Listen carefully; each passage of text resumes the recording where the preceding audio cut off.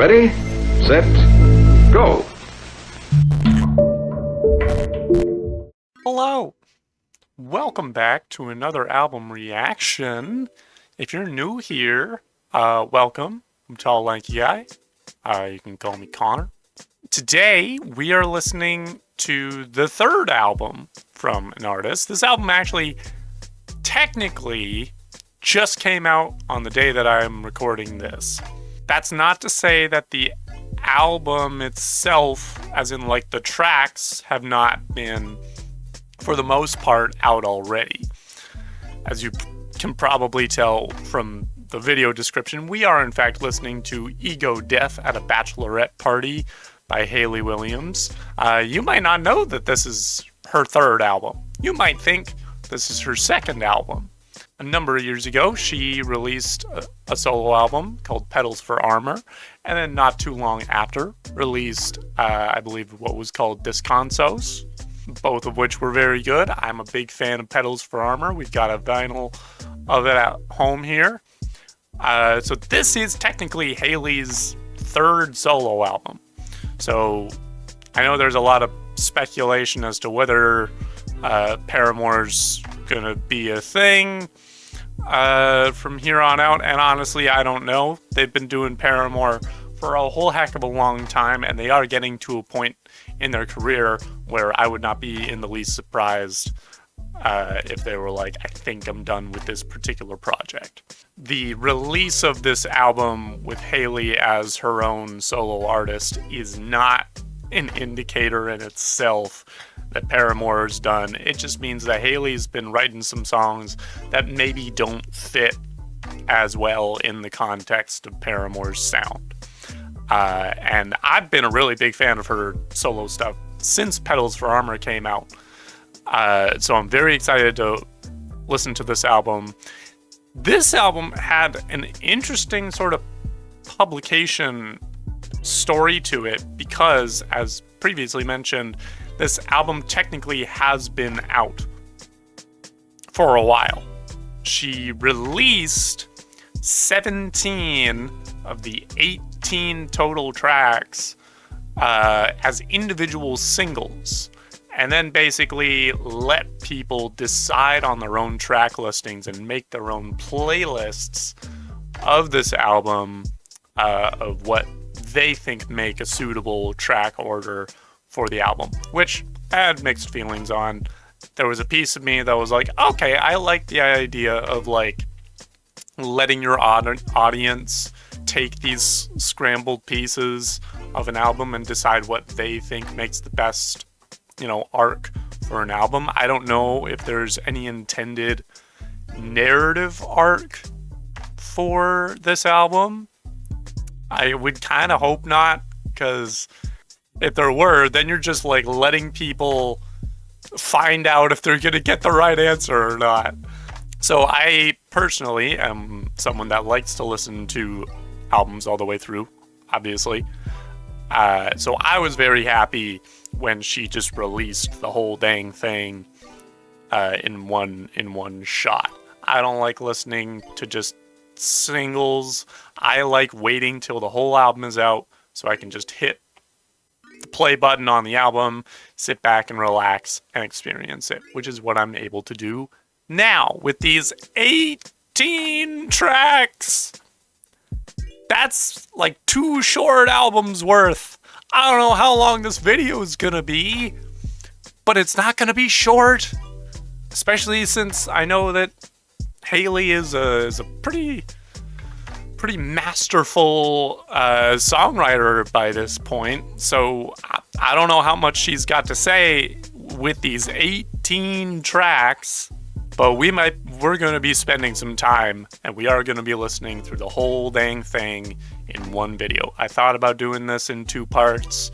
Haven't had to do that yet, and I don't think I want to start now.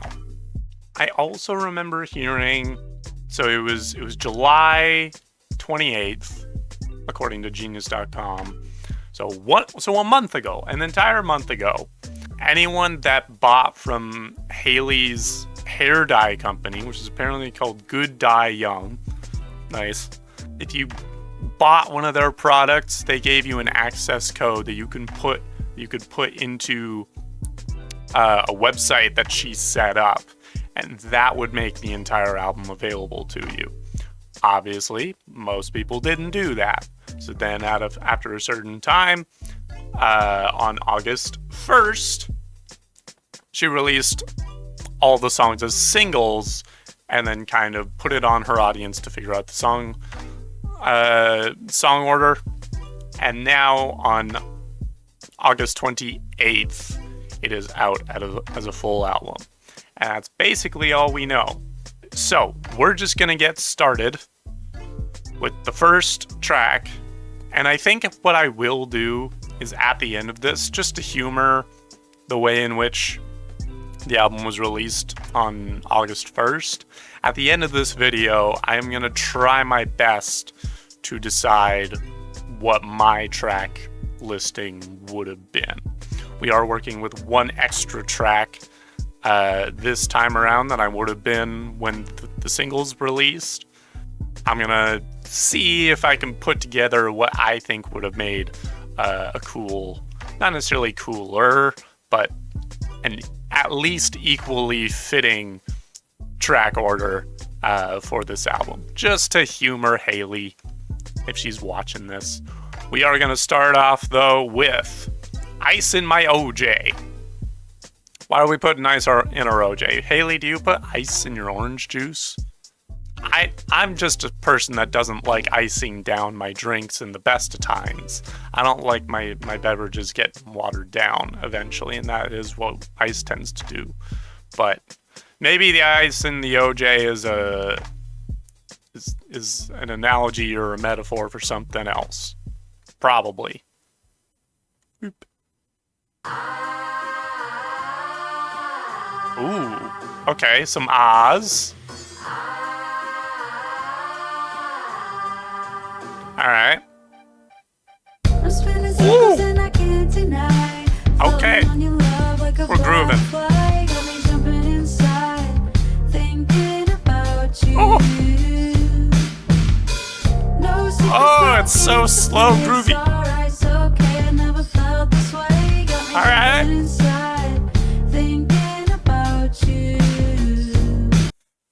Oh, we're gonna pause so that I can look up who's the frickin' bass player on this. Who's playing bass around here? Daniel James, Cannon Blue. I don't think that's the bass player for Paramore.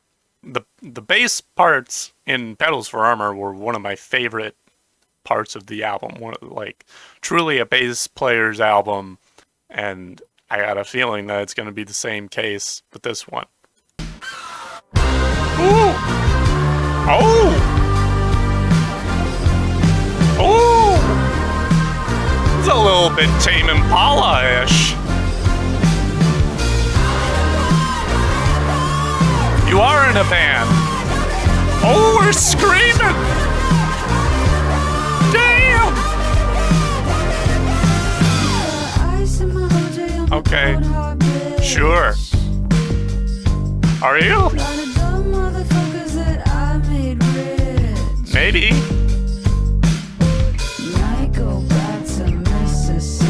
Ooh, that's some scratchy guitar right there. Okay. Oh my god, what an entry! What a freaking opener! Ooh! That heavy hit in the chorus, like I said, reminded me a lot of... what's the song in the... I think I listened to Lonerism. It wasn't Eventually. Maybe it was Let It Happen? It was either... I think it might have been either Eventually or Let It Happen. Might have been Yes, I'm Changing. I can't remember. But that, heavy booming bass coming in there with the scratchy guitars very much reminded me of one of the tracks from that album, which I didn't even check to see if that was Lonerism. So it sounded like Tame Impala in a good way, and then it had that like slow, groovy bass. We were crashing in the chorus. The chorus, text-wise, doesn't have a whole lot going on for it. It's a lot of ahs, and then Hayley absolutely screaming, "I'm in a band," which we know. We've known for a long time. You've been in a band for a hot minute, Hayley. I don't know if you were aware of this, but we were definitely aware that you're in a band. You're definitely in a band, and we love that for you. Verse 1. I'm spinning circles and I can't deny, floating on your love like a butterfly. Got me jumping inside thinking about you. No secrets, no games to play. It's alright, it's okay. I never felt this way. Got me jumping inside thinking about you. So maybe this is just a very groovy, bassy love song. Oh, this is a sample. This is a sample of one of Hayley's first recorded records with the Christian CD/comic series Mammoth City Messengers in 2003 with their song Jumping Inside. Oh, I did know that Hayley was in the Christian music circle in the earlier years of her musician career. Which then makes me wonder, these lyrics may have originally been written about God. Might have been written about God, might have been written about a person. It's one of those things in a lot of Christian rock where you can't necessarily tell. And the fact that we know that this is reused from an older, like, time when she was in a Christian band means that it could go one way or another originally, and she has since retooled these lyrics to mean something else, which quite frankly I'm a huge fan of, as someone that is no longer of the faith but still has some Christian music on my phone in my music library. I love recontextualizing that shit. I love it. I love doing it all day. All right, moving on to verse 2. I got ice in my OJ, I'm a cold hard bitch. A lot of dumb motherfuckers that I made rich. Might go back to Mississippi, careful I don't take you with me. So very, very different tone from verse 1. Perhaps we've got a bit of a then verse now kind of situation between verse 1, where verse 1 is we're literally bringing back the earliest form of Hayley Williams and her songwriting from way back in the day. And now verse 2 is where I am now, is that I'm putting ice in my OJ. I've been in the biz for a long time, a little bit jaded from it maybe.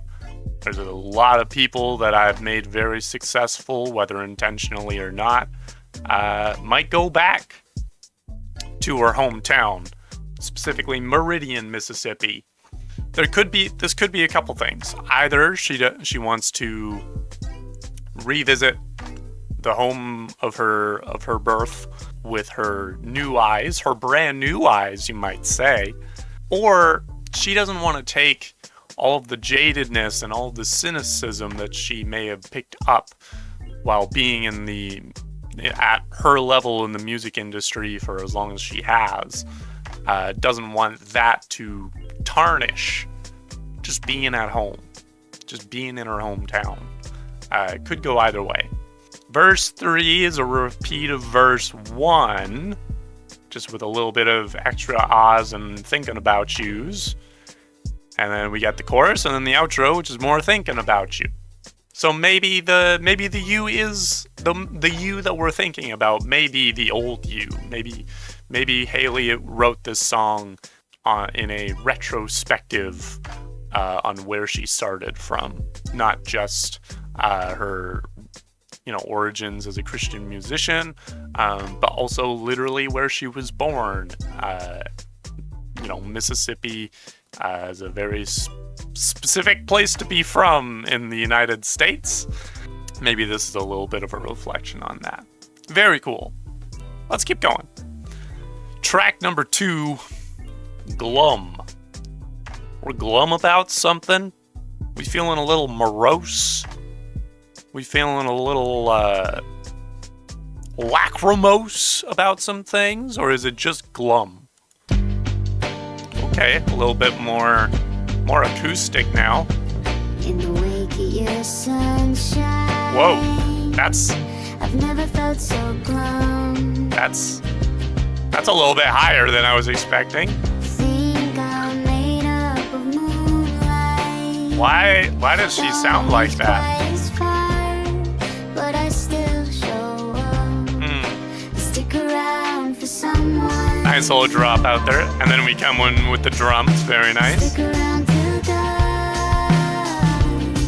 I wonder, do you ever feel so alone? Okay, and then we come in with the lower melody / harmony. Nice.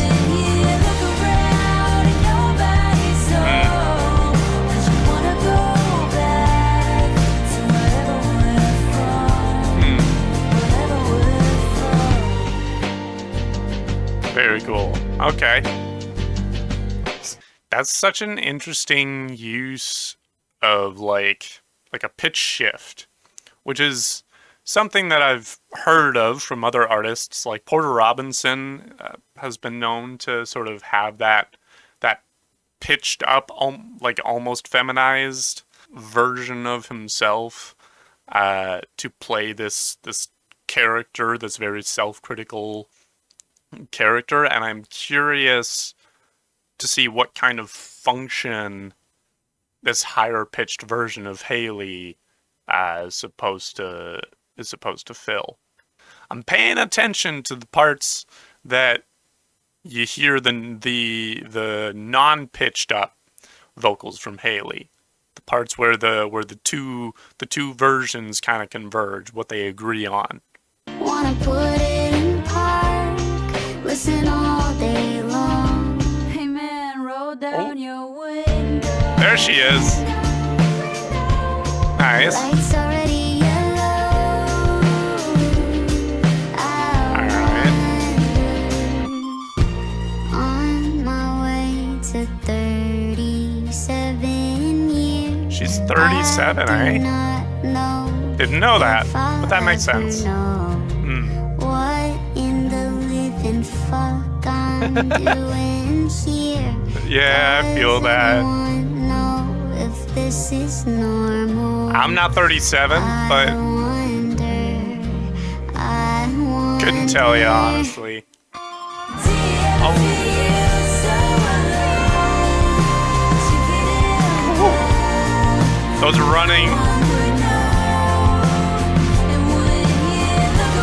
Those sustained notes in the back are really nice.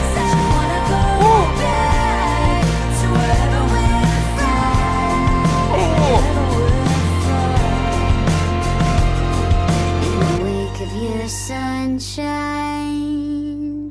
I've never felt so glum. Okay. We sure are glum. That was a real glum song. Talking a little bit about getting older and still not really knowing what you're doing with yourself. Take a look at these lyrics. This is a little bit more dense text-wise than Ice and My OJ was. Verse 1. In the wake of your sunshine, I've never felt so glum. Think I'm made up of moonlight. Don't reach quite as far, but I still show up. Stick around for someone. Stick around till dawn, I wonder. In the wake of your sunshine. Seems like Hayley is doing a little bit of comparison between herself and someone else. Maybe there's someone else in her life she perceives to have a lot more going for them than she might have for herself, which is ironic considering Hayley is one of the more celebrated and beloved and acclaimed vocalists / songwriters in her pocket of the music industry in the 21st century. It honestly feels weird to hear her compare herself to someone else and feel inadequate. But I also know that being rich and famous and successful doesn't actually make your insecurities go away. Doesn't actually make your mental health a whole lot better. And in fact, in a lot of cases, makes it way worse, amplifies it. So I do understand, like, sort of how she would come to feel this way. In the wake of your sunshine, never felt so glum, think I'm made of moonlight. So she is sort of contrasting herself. She's like, I'm just not made of the same stuff as this other person that just seems to shine wherever they go. Don't reach quite as far, but I still show up. So what she lacks, or what she thinks she lacks in, like, ambition, reaching as far, she makes up for, it seems, in inconsistency and showing up. Stick around for someone. Stick around till dawn. Like, she may not feel like she has much to offer, but she will be there and she'll wait up as long as necessary. Then we get into the chorus. Do you ever feel so alone that you could implode and no one would know? And when you look around and nobody's home, don't you want to go back to wherever we're from? To wherever we're from. To which I would answer, yeah, I think I've felt that alone. Not that no one would know, but the isolation of, like, if you were to simply disappear and it would make a pretty minimal impact on humanity. I have felt that. I know and have tried as best I can to internalize that that's not a reflection of reality. I think that if I were to implode, people would probably know. I would be missed. But I understand the feeling. Don't you want to go back to wherever we're from? I think she is asking that question with a sort of two-sided coin here of, like, do you want to go back to wherever we're from? Do you want to go back to the comfort of the known? Even if the known has problems, like, even if you're going back home to an environment that is maybe not facilitating of health, but at least you know what to expect, that can have its own appeal, especially when you're out here on your own, getting things done, but there are so many times when you feel so isolated and so unsure of whether you're doing the right thing out in the wilderness, that there is that desire to just kind of call it quits, go home, get comfy, and not worry too much about whatever you had wanted to do with your life. I definitely get that as someone that moved, a substantial distance away from my hometown. And so I do feel like I'm kind of living on my own out here. Like, I have their support, but there were a lot of times, especially during university, where I was like, I can't just, like, run home to my parents' house and have my mom make me a meal when I'm having a bad time. Like, that lifeline just isn't really there, and that makes it much more tempting to just pack it all in and go home to wherever that comfort is. I get that. Verse 2, spaced out at a stoplight. Who's laying on their horn? Because it's in tune with this song. Want to put it in park and listen all day long. Hey man, roll down your window. Light's already yellow, I wonder. Right, okay. So we're painting a picture here that the more you look into it, the funnier it becomes. Spaced out at a stoplight. So we're at the stoplight and it's green, probably, or we thought it was red and it's probably turned green. So someone's laying on their horn and you're just kind of spaced out. And also that horn, which I would be curious to, like, if I could layer your standard car horn over this song, I am willing to believe that it would be in the same key. And so that just makes you more, like, tunnel visioned into whatever song is playing. You want to put in park, listen all day long, which we might as well be doing at the stoplight. Hey man, roll down your window, so that we can listen to this song.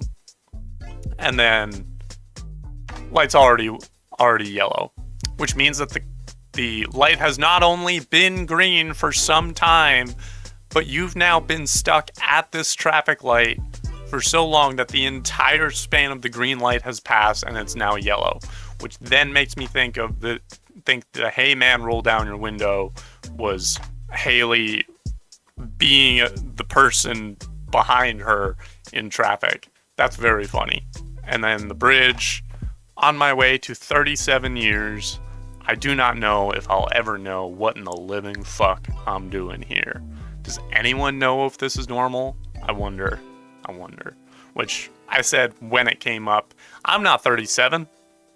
I won't be for a few years now, several years. I'm not the person to ask if you're supposed to know what in the living fuck you're doing here by 37. I would probably, being a younger person, say, I think you're doing fine. I think if I were talking specifically to Hayley Williams and she asked me, is it normal to not know what the fuck you're doing at 37? I would answer, I think you've been doing fine thus far while feeling like you don't know what you're doing. I think if you can continue not knowing what you're doing and get as far as you've already gotten, I don't think you need to worry about knowing if you're already doing things that you're proud of. And I hope that Hayley Williams is proud of the things that she has done and made. I'm really liking this.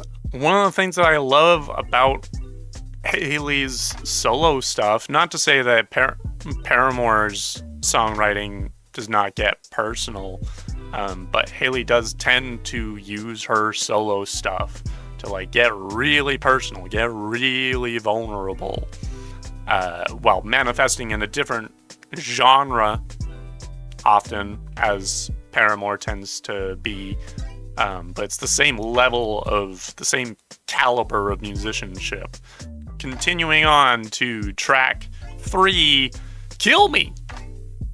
I don't want to do that. And I hope you don't actually want anyone to do that, Hayley. We want to keep you around as long as we can. I feel like you're pretty good people. We want to keep you around. I'm going to listen to your song, but I'm not going to kill you. Ooh. Oh, that's a heavy beat right there. We're trudging. Eldest daughters never miss their chances. Do they? To learn the hardest lessons again and again. I wouldn't know. Carrying my mother's torment. Okay. I think Oh boy. I'm where the bloodline ends. Right. I'll never do the right thing again. Interesting. That's a cool Go one. ahead and kill me. Ooh. Can't get much stronger. Find another soldier. Oh, this song is dark, but so groovy. Can't get much stronger. Find another soldier. Damn. Ooh, what is that? What was that little tapping? Okay. A job you never asked for is paying in dust. Damn. Setting down your mother's torment. Save yourself or make room for us. Okay. Ooh, with the strings. The trembling strings. Ooh, we get a little bit of a guitar solo. Okay, thank you. Ooh.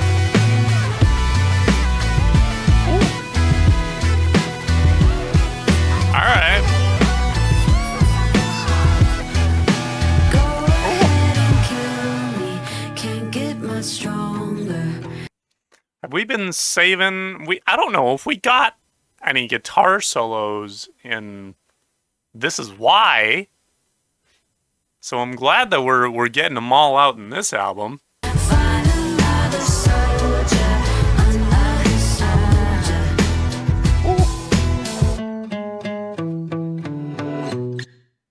Nice. Ended with the little acoustic riff there. Oh, that was good. And a little bit, not quite what I was expecting the song to be about, but definitely makes sense in context. Kill Me reflects on the responsibility typically taken on by firstborn daughters to break the cycle of generational trauma within their families while simultaneously acting as a maternal figure for relatives and future children. Hayley recognizes and rejects this burden, asking instead for someone to go ahead and kill her. It's more of a challenge than anything. If that's the role that you're gonna like foist on me, I might as well not even be here. Like, I don't want to fulfill this role. If that means I need to die, kill me. But it's also this thing of freaking try, you know? This whole generational trauma thing has also done this job of like bolstering my strength. And like the chorus is, go ahead and kill me, can't get much stronger, find another soldier. I didn't get this strong just to fill an obligation, right? I got this strong by having these obligations foisted on me, but I am using that strength to then push back on them, not being another soldier. Starting with verse 1, we got eldest daughters never miss their chances to learn the hardest lessons again and again. Carrying my mother's torment, I think I'm where the bloodline ends. I'll never do the right thing again. Breaking these generational cycles, these traditions for traditions' sake, these stereotypes and perhaps gendered roles that Hayley Williams simply does not care for, and has decided, I think this silliness ends with me. I'll never do the right thing again, which is this play on this idea that all of these traditions, all of these obligations that have been cycled through the generations of Hayley's family have just been interpreted as this is just the right thing to do. And that right, the word right, has just sort of faded its way in there, even though it's just felt like the thing to do, whether it's right or wrong, and the practice of it, the repetition of it, has made it seem like the right thing to do. And those are the things that she is deciding, I'm not going to do those. I don't care if they seem like the right thing to do. Doesn't make sense to me, so I'm not going to keep that shit going. Verse 2. Eldest daughter comes to stop the cycle. A job you never asked for is paying in dust. Setting down your mother's torment, save yourself or make room for us. Because either way, we live in your blood. Stopping these cycles of trauma and hardship is often a thankless job. A job you never asked for. Like, she doesn't want this to be something that she feels like she has to do. She doesn't want to have to break these cycles, especially because she's not going to get a whole lot of thanks from it. This treatment of you're either saving yourself, you're either doing a benefit to your mental health and emotional well-being, or you're making room for family, right? It's this weird, this false binary that's forced onto you. Because either way, we live in your blood. This idea that you can't help but have these things be a part of you. These things that have been a part of your family are also a part of you. And there's nothing to be done about it. But there are things to be done about it. We can simply choose differently. It may be a little bit hard. It may take a little bit more mental fortitude. But mental fortitude is in itself an abstract thing. An abstract thing that you can decide you have. And that's pretty much it. The bridge just says, I'm sorry that you're going through something hard. I'm not sure sort of where that sits in the context of the rest of this song, or how we're supposed to feel about this line, but it's also during a guitar solo, so I don't know how much attention we're supposed to pay to it. Either way, big fan of that one. Loved the stompiness of it. Love talking about this stuff. Let's keep going. Track 4, Whim. We're doing something on a whim. Baby, take it easy. Ooh. All right. Starting something new. Sure. Listen how the A little bit more bouncy today. The drums are following almost a disco beat. I say almost a disco beat. The beat itself is very much disco, though, like the two hits often accentuated by like two claps is very much a disco based beat. But the way that the drums sound and are produced kind of takes it out of that disco sound and sort of makes it fit into the sort of indie soft rock sort of sound that we're sitting in here. Listen now to heartbeats lying next to him. I want to be in love. Aww. To believe in us, sense sabotage. I want to be in love. To believe in us, sense sabotage. Baby, take it easy. You're always on the move. Something in the stillness. This is something that I've found is a very common sort of sound in Hayley Williams' solo stuff, is she uses a lot of her own vocals just as like background instrumentals, like all the like ha-has and like ahs, similar to how Dodie uses them as just a separate instrument, not necessarily to put text in it, which is fine in this case. Usually I'm a big fan of wherever you've got nas and laws and ahs. If those are being pulled to front and center, you can put text to those. But if you're just having it be this extra sound that's filling out the rest of the instrumentals, it sounds nice. It makes it gives it a very like personal sort of sound.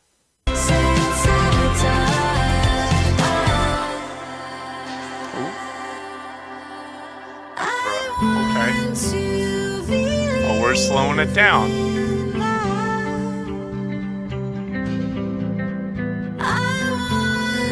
We're building a little bit.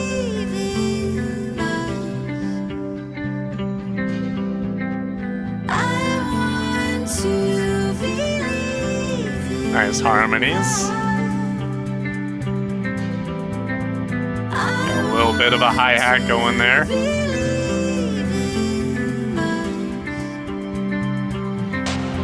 Ooh. Nice.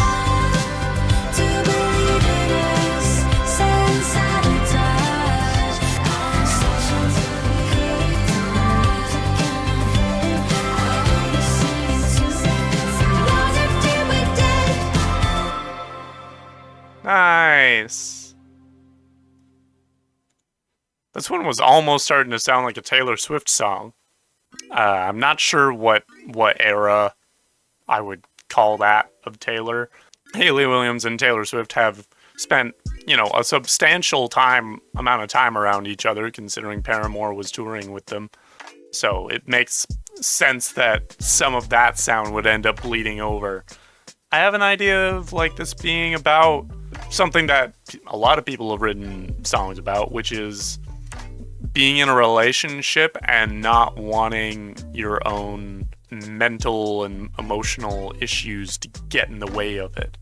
It's something that they've written songs for Paramore about a couple times already. I remember there was a bonus track on their self-titled album called Tell Me It's Okay, where it's like, tell me it's okay to be happy now because I'm happy now. And I think this song is touching on a lot of the same stuff. Being in a relationship and letting yourself feel good and letting that be a reflection that you are in the right place at the right time. That this relationship that you are in is actually healthy, and letting yourself believe that and rest in it. Starting with verse 1, baby, take it easy when starting something new. Listen how the heart beats. It always tells the truth. Baby, take it easy when following a whim, and listen how the heart beats lying next to him.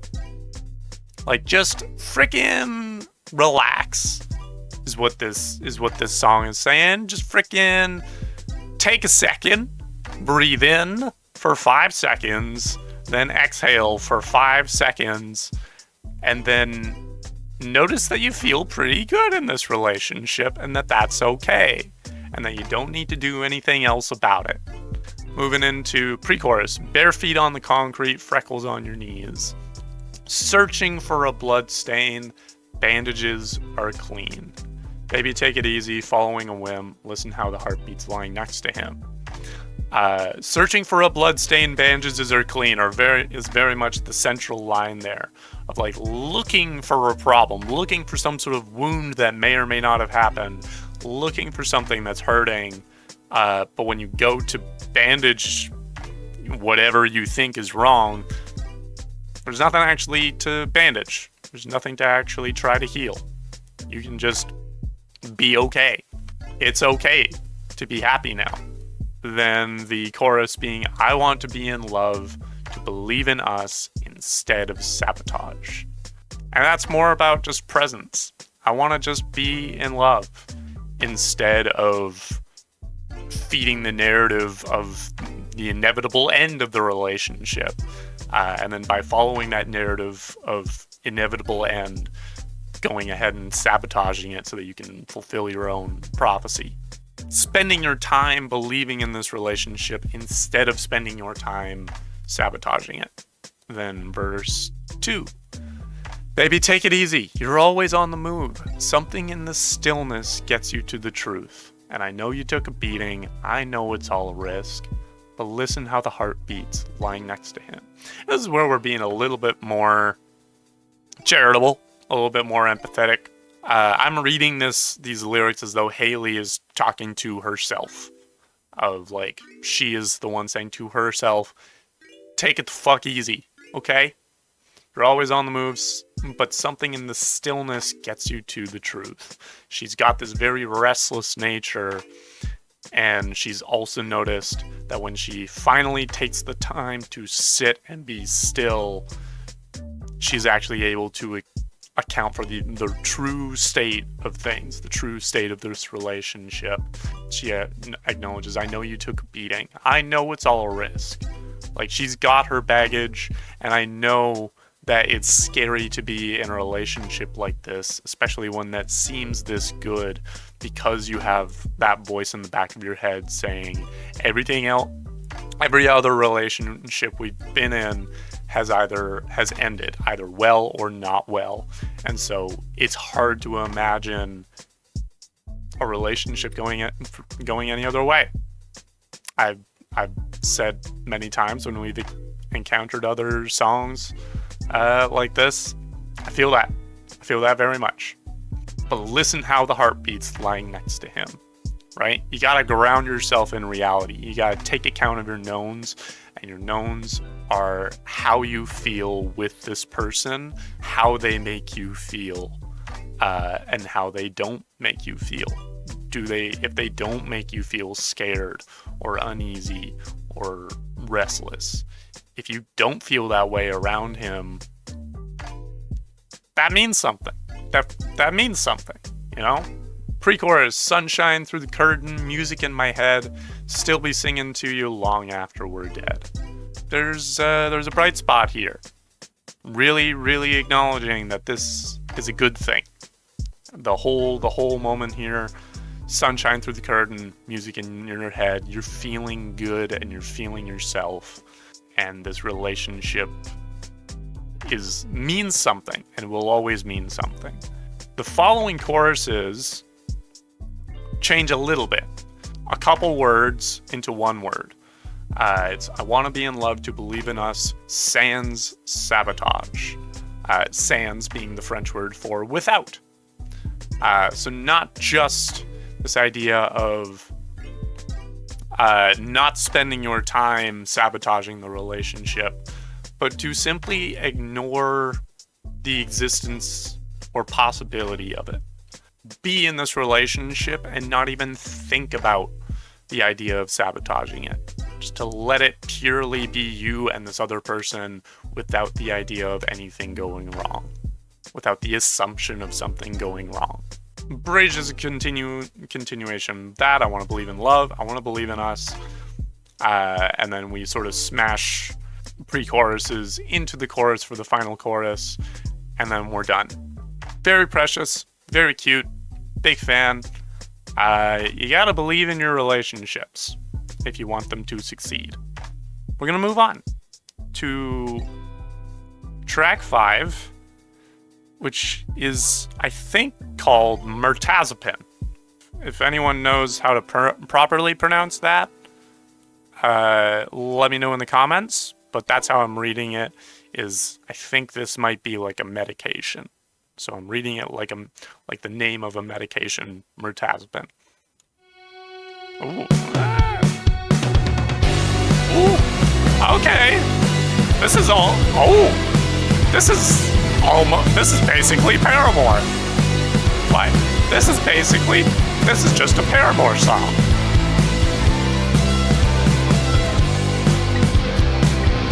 I like this. For when the heart's a sinking stone that's smash and fusing to your bones. For when you're crying at the sky and losing all your appetite. Here come my genie in a screw cap bottle to grant me temporary solace. I could never be without her. I had to write a song about her. Who am I without you now?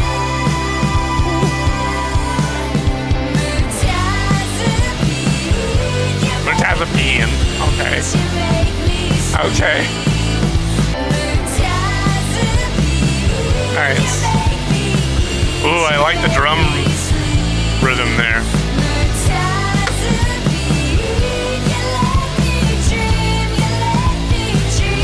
Very good. Ooh, halftime!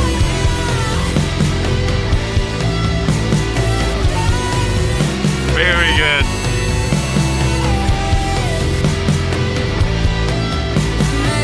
Love that. Oh, that was so good. And then we're going acoustic for the second last chorus.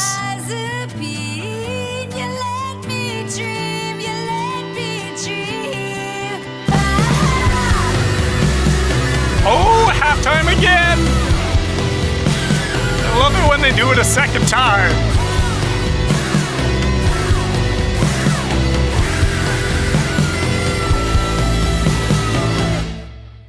Damn!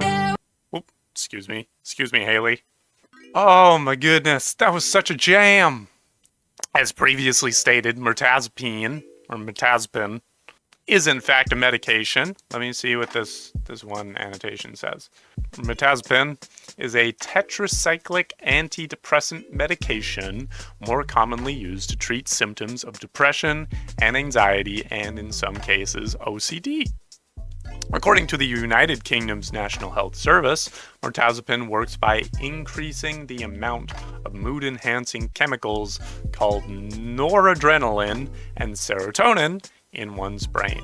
Hayley Williams has been open about her ongoing fight with depression and post-traumatic stress disorder, and in 2018 called out for the necessity of access to resources for everyone, saying, "In 2018, after years of struggling with my mind and some frustrating health issues, I finally got diagnosed depression and a specific kind of PTSD.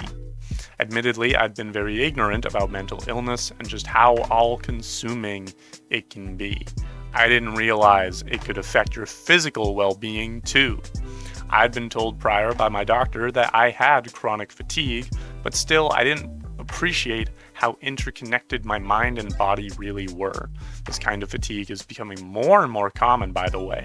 It can seem pretty impossible to thrive holistically in the modern world. If you didn't have access to mental health professionals and functional doctors, I may have never learned these things and continued to struggle on my own without answers. I hate thinking about how many people are stuck without answers or any tangible help. Obviously, there are little things we can do in the day-to-day to cheer ourselves up or give ourselves space to really express how we feel and who we are. Small wins do help. I've always turned to music, dyeing/changing my hair, some form of community, but sometimes you just need more support than these things can give. There are really good people doing incredible work to make a path to mental wellness more equitable and efficient, and I'd love to highlight a few so that if you feel drawn to any of them, you can reach out and then tagged Inclusive Therapists, Therapy for Black Girls, and the Trevor Project, which is specifically an organization geared towards mental health for queer people. Great. Well said, Haley.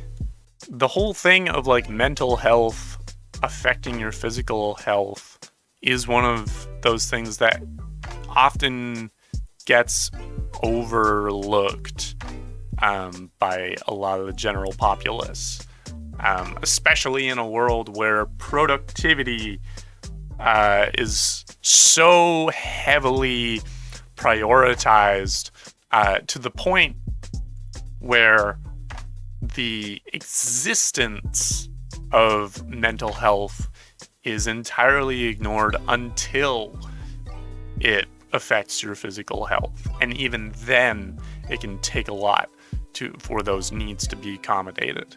You know, this thing of like, sure, you feel like shit, but if you're well enough to make the trip to work, if your legs still work, if your body can still physically carry you to work, you better come in for your shift.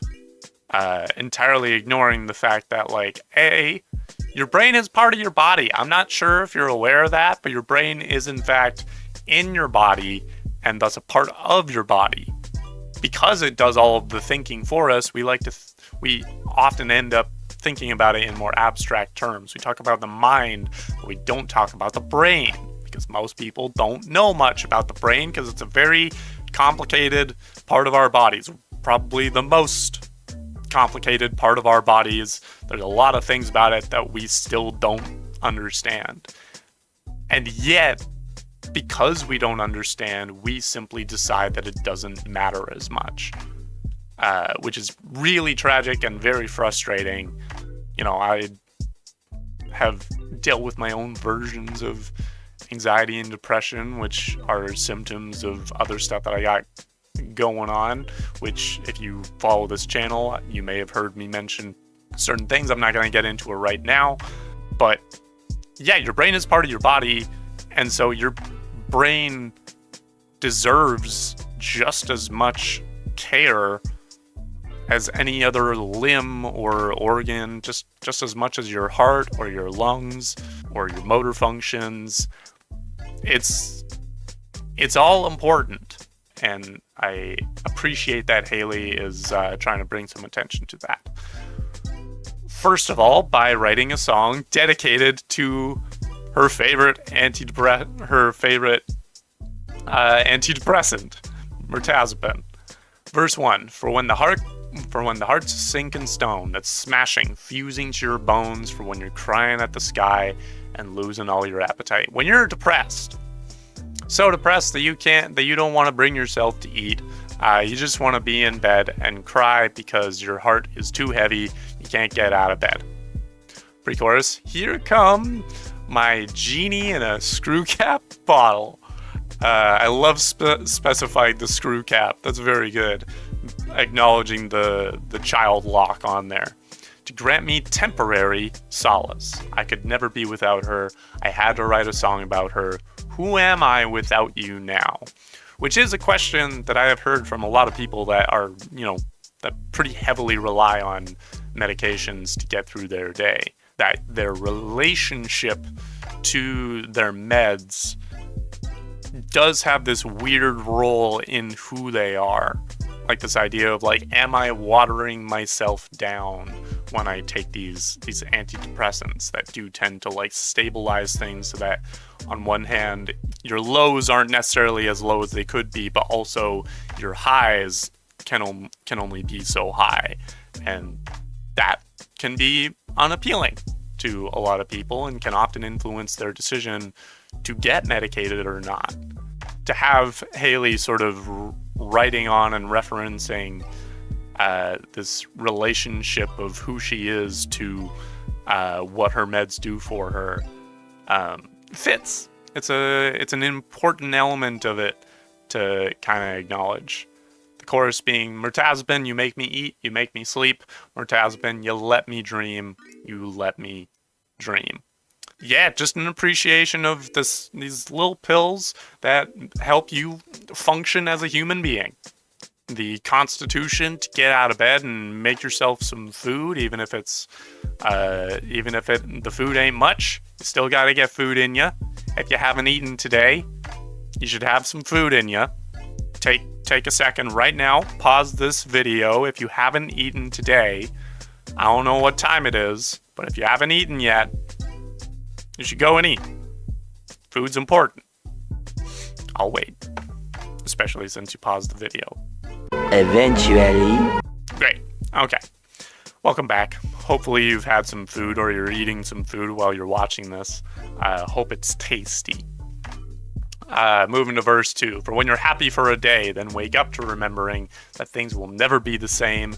Feels like it's your fault it turned out that way. Right. So even with medication, you've still probably got some traces of these mental health issues, swimming around. And so the meds only take care of so much of the problem, right? They help, but they don't solve the problem entirely. So sometimes you will have a good day where the meds are really, really working and you're feeling like yourself. It's a good day. That doesn't mean that you can't then immediately have a bad day after. And you wonder if you will ever have another good day again. And then you feel like it's your fault for having a bad day. It's not your fault. It is brain chemistry, which you only have very little control over. Very little control over. And while it is a part of you, it's not something that you can consciously control, right? Other than getting some food in you, taking care of your basic needs, eating, drinking, and pissing and shitting. Those are your 4 key things that you should probably try and make sure that you get done. It's not your fault for having a bad day. Sometimes you just have a bad day, and that's okay. And that's Mirtazapine. Thank you for writing that, Hayley. She's one of those artists that she always writes songs about things that I'm excited to talk about. I'm always excited to dig into the things that Hayley is thinking about and talking about. She thinks and talks and writes songs about interesting stuff. So with that, we're going to keep going to track 6, Disappearing Man. Where was the man? Where is he gone? Why has he disappeared? Okay. Whoa.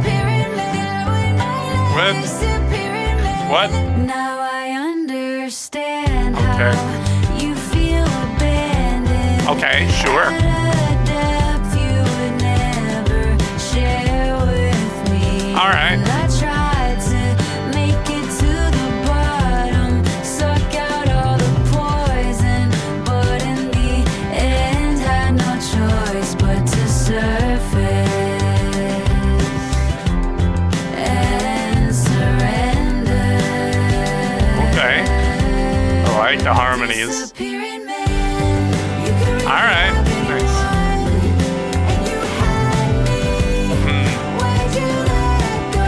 Aww.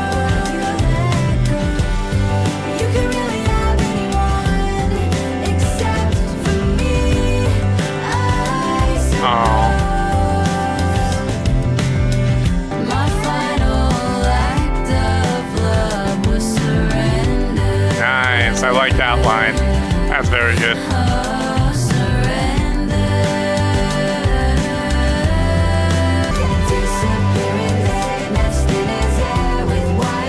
Oh, that's a very specific description.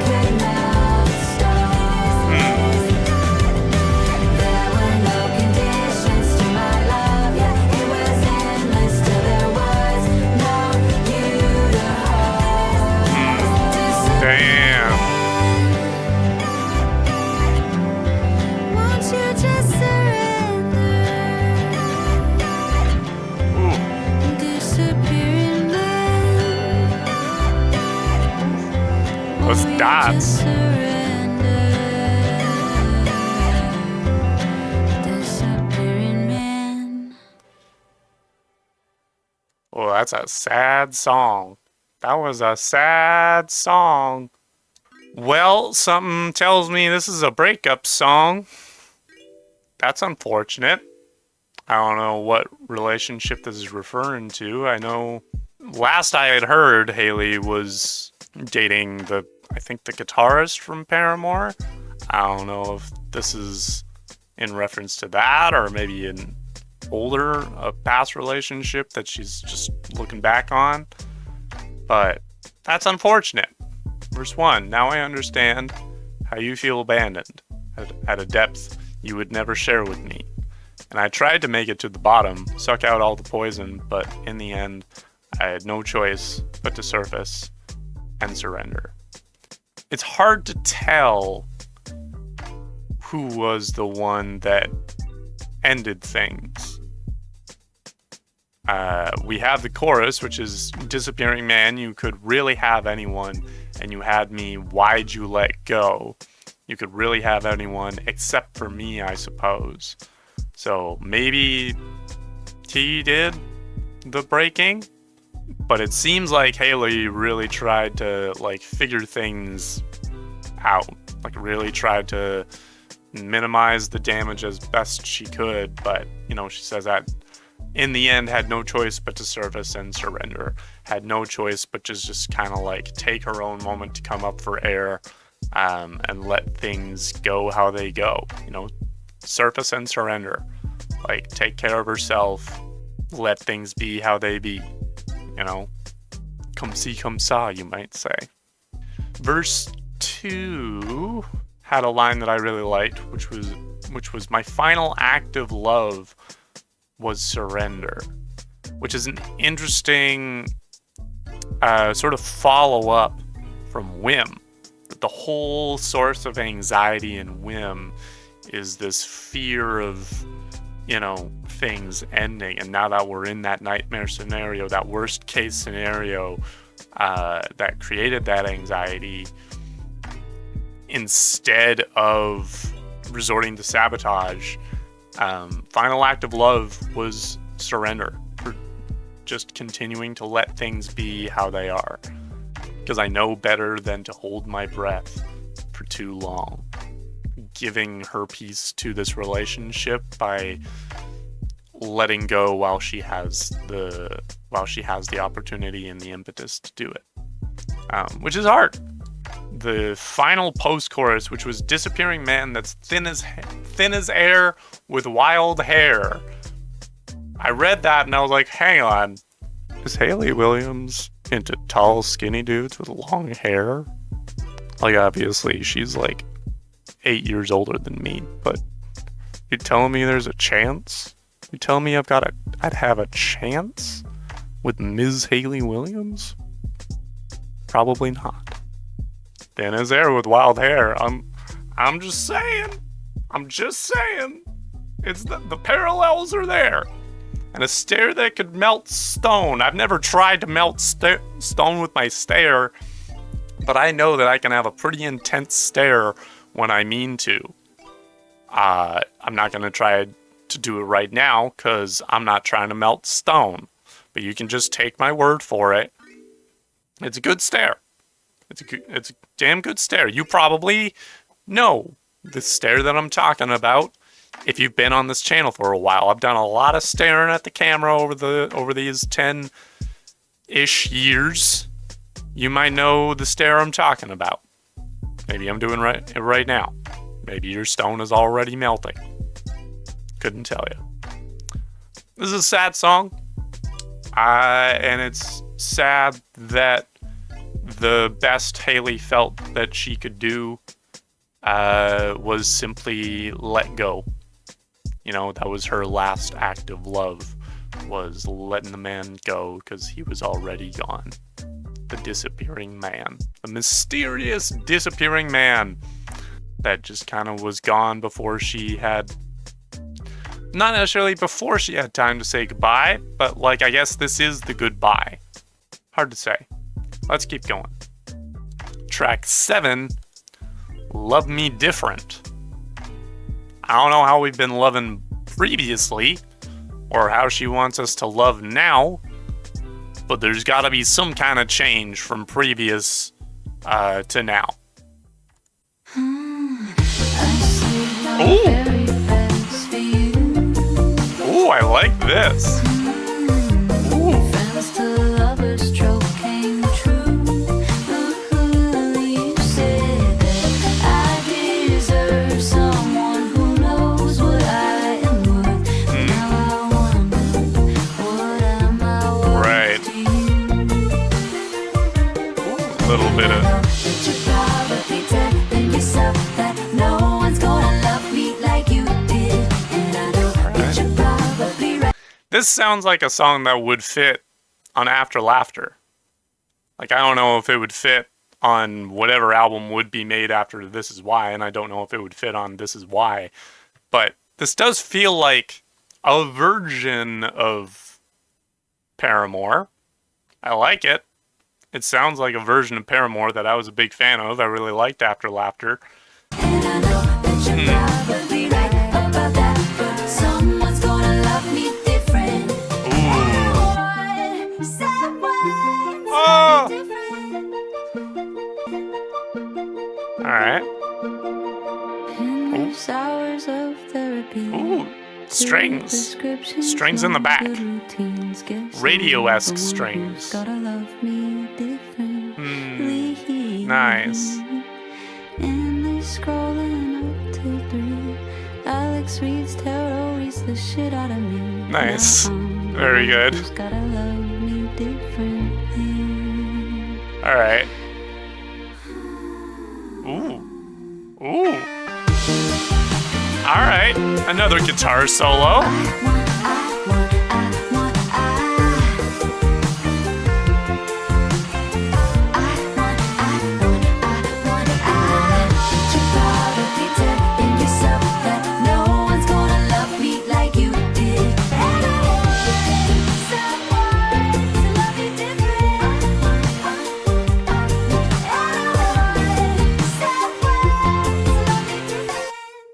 Nice. Oh, I liked that one. And it's also just a great follow-up from Disappearing Man. Well, this one seems to also take place shortly after the end of a relationship. But in this case, Hayley is being like, you know what? Maybe what I was getting from this relationship wasn't really what I needed. Maybe I needed something a little different from what you were giving me. And we're kind of realizing that in this song. Starting with verse 1, I saved my very best for you. Friends to lovers trope came true. Again, possible hint at, I think his name is Zach. I think it's Zach. You said that I deserve someone who knows what I am worth. Now I wonder, what am I worth to you? I love that bit. Because, like, you said that I deserve someone who knows what I am worth, which, if that's being said at the end of a relationship, that I deserve someone who knows that I am worth more than what you thought I was worth. right? So what did you think that I was worth that you think I deserve something better, right? It's an interesting bit of a reflection on your own impressions of me. Moving directly into the chorus. And I know that you're probably telling yourself that no one's gonna love me like you did. And I know that you're probably right about that, but someone's gonna love me different, which is a fantastic answer to that classic line, the line of like, no one else is gonna love me the way that I love you. That's possible, but there's a lot of different ways to love someone. And maybe the way that you've been loving Hayley isn't the way she needs love. Maybe she's gotta, look for some different kinds of love. As she says in the post-chorus, which is, and I want someone to love me different. So she's realizing, this relationship was unique and valuable in its own way. I'm not going to meet another person like that, and I'm not going to have another relationship like I did with this person. But that's not an inherently bad thing. There are things that I got out of that relationship that I might never get, but there are also things that I did not get out of that relationship that I now have the opportunity to find in someone else. Verse 2, Eliza tells me I'll be fine. This little niece, she says I'm gonna be fine. So if Eliza says it, you'll probably be fine. Like there's something better for me down the line, but nothing could compare to the potential greatest love of all time. The pleasure and the agony is all mine. So yeah, that double-sided coin of like, I'm never gonna have another person like that, but that's not an inherently negative thing. I can find someone else. There's a lot of different people in the world, and every time you come out of a relationship, it's not uncommon to have that thought of like, how am I gonna find someone that I love as much as I did this other person? And you don't realize there's a lot of cool people in the world.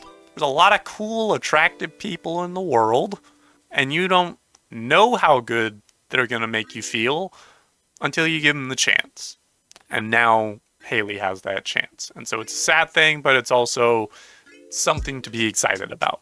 Then the bridge with those cool back room radio-esque strings. We've got endless hours of therapy, 2 prescriptions, no good routines. Guess I'm the one who's gotta love me differently. Endlessly scrolling up till 3. Alex reads tarot, reads the shit out of me. Now I'm the one who's gotta love me differently. Alex reads tarot is apparently a TikTok account where they read tarot cards. Not really my pocket of TikTok, but it doesn't surprise me that there's an account like that. Hayley being like, all right, I can maybe find someone else that will make me feel good. But in the meantime, if no one else is gonna do the shit for me that I need, maybe I gotta learn to do that shit for myself. Maybe I gotta be the one to love me the way I need to. That's good stuff. I'm glad that Hayley is finding the good and the bad out of this relationship. It's not just like not a bitterness spree. It's not there's a little bit of like a fuck you. You think I'm not gonna find anything good else that's good for me. It's not as harsh as like a actual fuck you, perhaps, but it is this thing of like, I think I'll be okay. I think that I can actually be good in ways that I don't know about yet, which is a very healthy way of looking at this stage of one's life. Let's keep going. Track 8, Brotherly Hate. Who I didn't know Hayley had brothers. Maybe she doesn't. Maybe we'll find out. Brotherly love, brotherly right. hate. Don't it sometimes feel like the same thing? Yep, you're right. However you bend, however you sway, furious roots just won't give that's way. uncomfy. I've been waiting on your lips, Oh, to everyone. We're creeping. Please don't fall, please don't break. Nick your head. Okay. Spit into it. Okay. Shake hands. Sure. That's how you do it. Brotherly love, brotherly hate. Oh, this one's This uncomfy. Right. Blood oath, baby took a vow, unspoken, not on speaking terms. Now you could pick up the phone, you could pull up to his house, you could find out you're alone. do that. If you keep fucking around. Oh. You say that that's your brother, Oh. you'll always come around. We're a little fuzzy in the mic. Okay. We're getting a little bit more punky around here. Oh. Nice. Brotherly love, Nice. brotherly hate. Don't Okay. sometimes feel like the same thing. Alright. Oh, I love that bass. Nick your head. Okay. Spit into it. Like, cut it? Shake hands. I don't want to. Okay. That's how you do it. That's how you do it? I mean, if that's how you do it. Shake hands. Alright. That's how you do it. Ooh. Another guitar solo. Nice. That is how you do it, isn't it? Ooh. Oh, and they're harmonizing guitars. I love that. Oh, hell yeah. That's a favorite. That's a favorite for this album. Oh, I loved that. It made me uncomfy. Sorry, I just knocked the thing there. Oh, made me uncomfy, but in such a groovy way. That was a great time. What's this brotherly hate we're talking about? Chorus, brotherly love, brotherly hate. Don't it sometimes feel like the same thing? Yes, it does. However you bend, however you sway, furious roots just won't give way. Sometimes you're just mad at your sibling. And even if you're in a context where things are actually okay, sometimes you just got a little bit more spite that you gotta let out while you're safe to do so. And that can often mix in the hate and love into each other into something that isn't quite either. Verse 1, I've been laid out on your limbs, carved my name into every one of them. Please don't fall, please don't break. Please stay strong for all of our sakes. Or you Siamese twins, which that's not the term that we use for that case anymore. They're called conjoined twins. But I guess that doesn't fit as well in the meter. Are you headed two ways? Nice. In the sense of like two-headed, but you're headed two ways. That's very good. Just asking for a friend. You could make each other small or make each other great. If you think that you could give more than you could take. Is this about siblings? Let's keep going to verse 2. Blood oath, baby, took a vow unspoken, not on speaking terms. Now you could pick up the phone. You could pull up to his house. You could find out you're alone if you keep fucking around. It might be a reference to Josh Farrow, who was in the band, who is Zach's brother. They may have had a bit of a falling out. I think that was around the same time as the self-titled album. And now they're maybe have a bit of a rough relationship. Maybe that's the relationship that this song is about. Not on speaking terms. Now you could pick up the phone. You could pull up to his house. You could find out you're alone if you keep fucking around. So it's one of those things of like, there are steps you could take to try and heal this relationship. There are things you could do. If you don't realize how fraught the relationship is, there are ways of finding that out. That's you could find out you're alone if you keep fucking around. That's not a thing of like, you should keep fucking around, but you should know that it's a possibility. There is healing to be made, but if you don't make an actual substantial change, you're gonna find out that you've been alone already. then the bridge. You say that that's your brother. You'll always come around. You'll always have each other. Not if you never pick up where you let down. I love one like a brother. I love one like I'm dumb. Let's get the shit together, motherfuckers. Sick of missing ya. So maybe this is Hayley, like, kind of triangulating herself into this. Not necessarily triangulating herself in as a member of Paramore, but, like, being like, can you two brothers please try to work things out? Because I miss my old bandmate. You know, there's bonding there. There's history there as friends and bandmates. And if you're talking about, you know, you're always around for your brother, maybe you should be around now. Maybe now's the time to have each other. And Hayley being like, this is how I operate. I love you guys like brothers, even if it seems stupid. So let's get our shit together because I miss you. And then the outro being a repeat of the pre-chorus, which is nick your hands, spit into it, shake hands, that's how you do it. Which I guess is this reference to like old, like childhood ways of making promises or making amends. I don't know what, like, are we people? Oh, like a blood pact. Gotcha. Like if you cut your hand to make a blood pact, maybe you also spit into it and then you shake hands. I don't think that's actually necessary. That sounds really unsanitary, very gross. I think we can just maybe do like a spit shake. Like maybe you can spit into your hands and then shake those. That's also not very sanitary, but more sanitary than if you're mixing it in with blood. You know, we can just do a good hearty handshake if that's gonna help. But something's gotta happen. That's how you do it.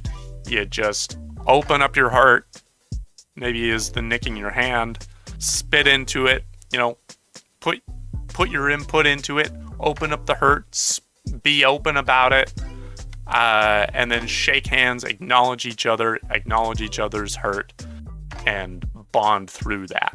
That's how you do it. That was a lot of text analysis that I'm hoping I was right about.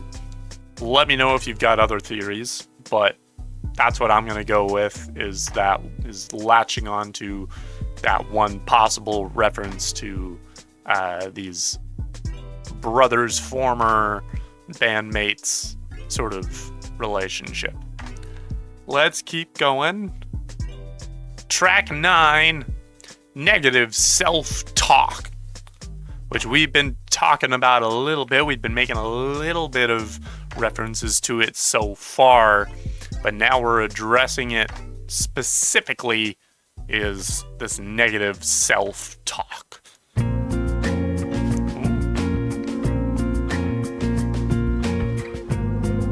Alright, a little bit on the chiller side. Negative self-talk.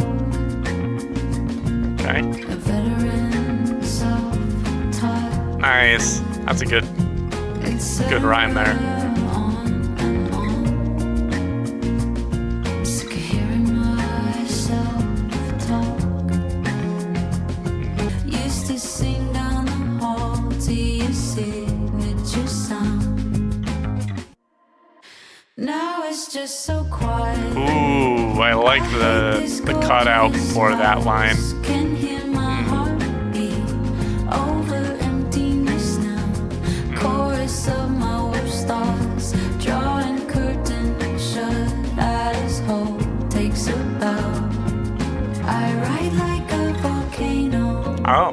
Projectiles Okay. spewing out. Ooh. Quiet Ew. minds a loaded cannon. Who's it aimed at now? And Okay. the tip Interesting. of my tongue, tip of the iceberg, turn Titanic around. Let me thaw out, and I won't hear it. Negative self-talk. Now I won't hear it. Got a little bit of extra strings in the back there.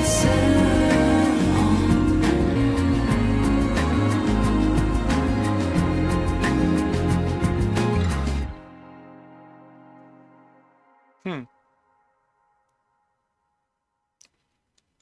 All right. Nice. There wasn't a whole lot of variety going on there, so I didn't have a whole lot to say during.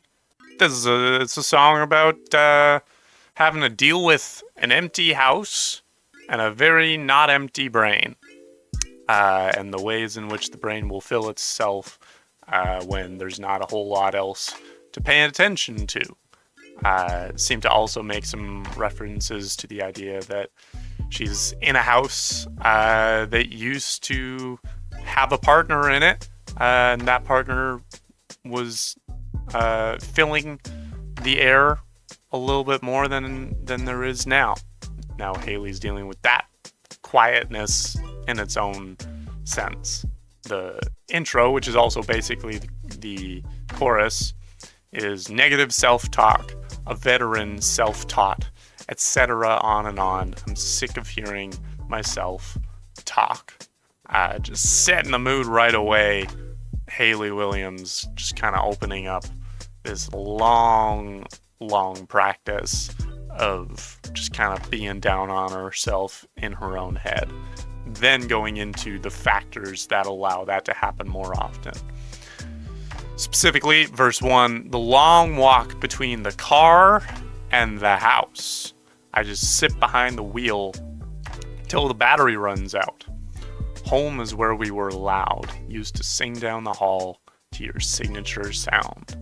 Yeah, Hayley's having a hard time spending time in her own house, to the point where, just to avoid making that walk up the driveway, she'll just sit in her car until the battery runs out, because she doesn't want to be in a place that used to be louder and now is much less so.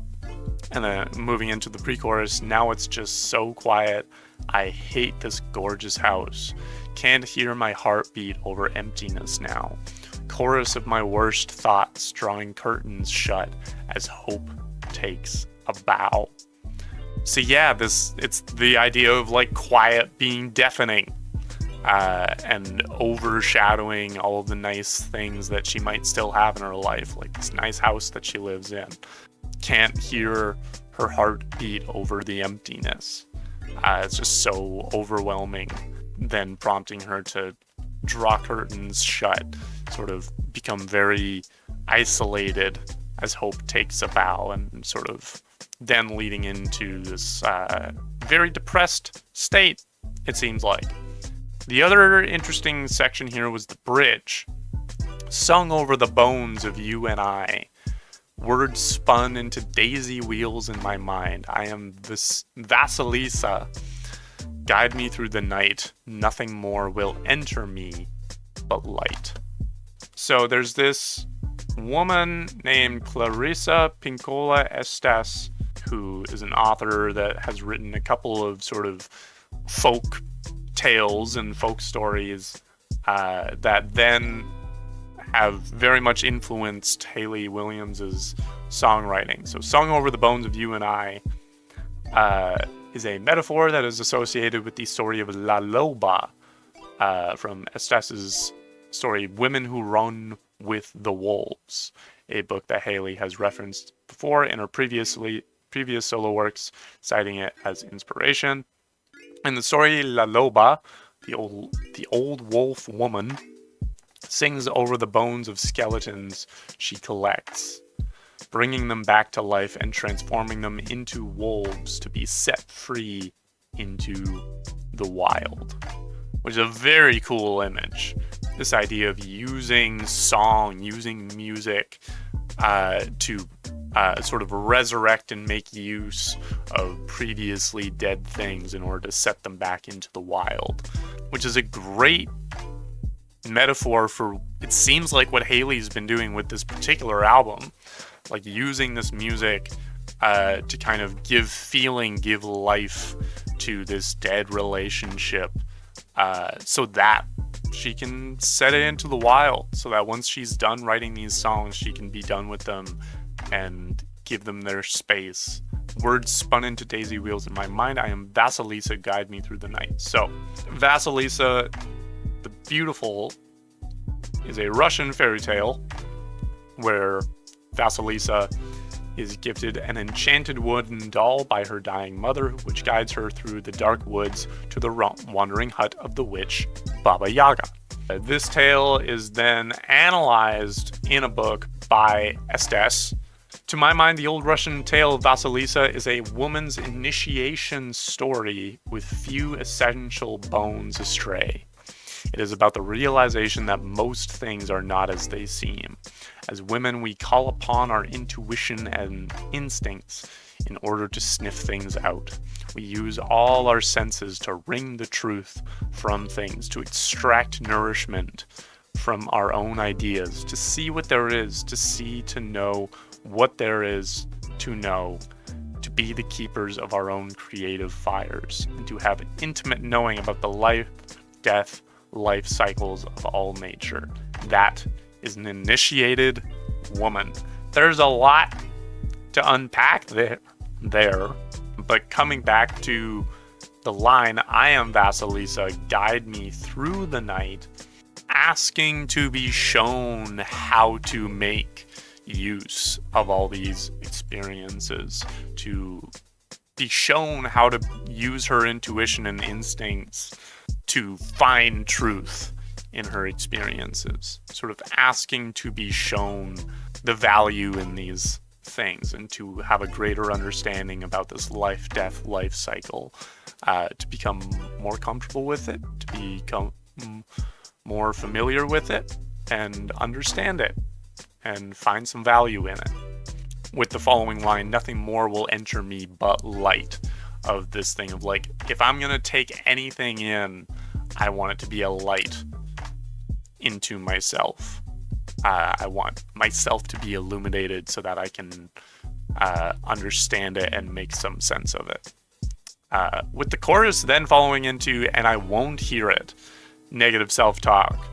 And so this negative self-talk motif is still persisting and still to be dealt with. So the song ends but doesn't really resolve.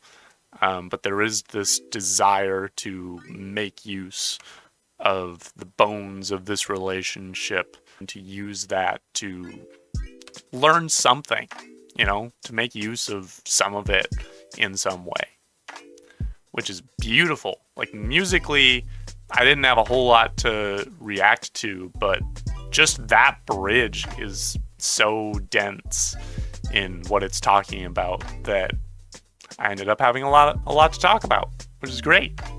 Now, that is the end of the first half of the album, and while I said that I will be doing this all in one video, I am going to take a quick break to make myself some food, because it's dinner time, and I don't want to get too hungry while I do these, because then my brain stops working, and that's bad time for while I'm trying to have useful, valuable things to say.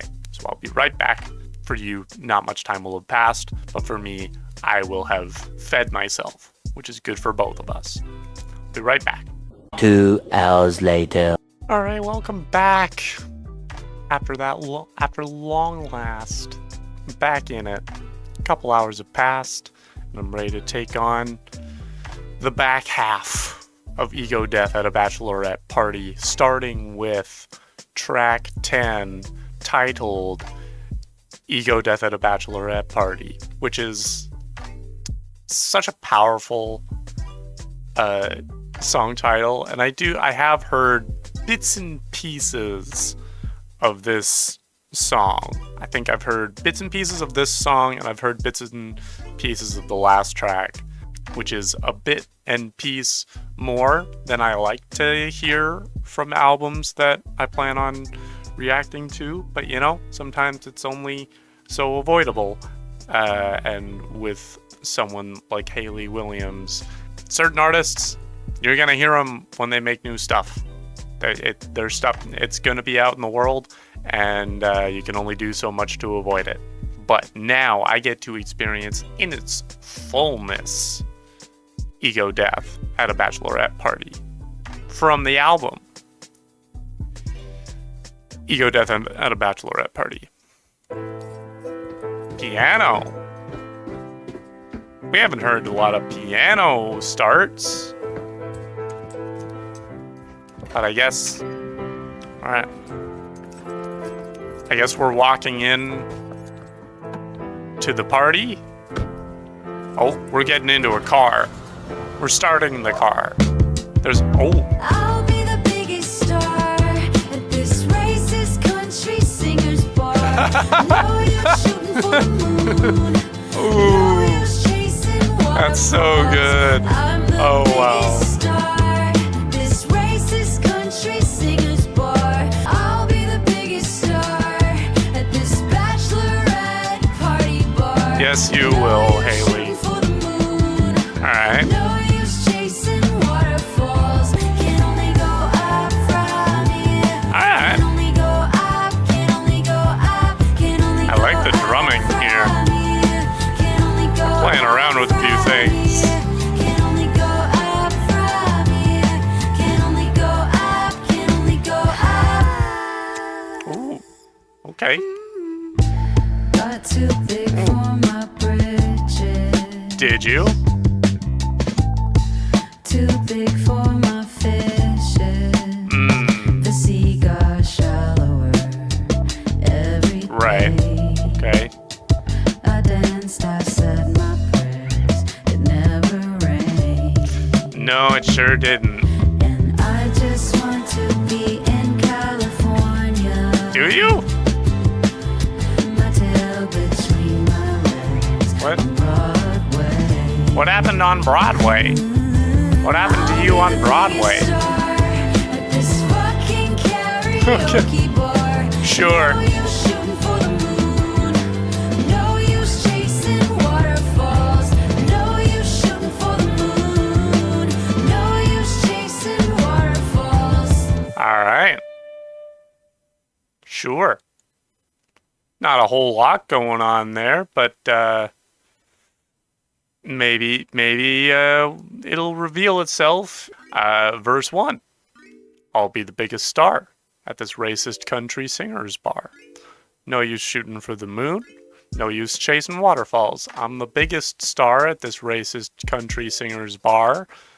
No use shooting for the moon. No use chasing waterfalls. I believe the bar Hayley Williams is referring to specifically is that owned by a Mr. Morgan Wallens. But I also know that he's not the only one. He's not the only racist country singer that has a bar in Nashville. So, you know, it doesn't. The fact that it's a racist country singer does not really narrow it down when it comes to bar owners in Nashville. So, could be any one of them. The chorus being, can only go up from here, can only go up. Then in verse 2, it becomes a bachelorette party bar. Bridge, got too big for my britches, too big for my fishes. The sea got shallower every day. I danced, I said my prayers, it never rained, and I just want to be in California. Heaven laughs because they all tried to warn us. They sent me right back from where I came, my tail between my legs, on Broadway. What happened on Broadway? Broadway is a major street in downtown Nashville. Okay, Hayley's family moved to Middle Tennessee when she was 13, and she has lived in the area for most of her life. In this lyric, she appears to be painting a picture of returning home after being scorned.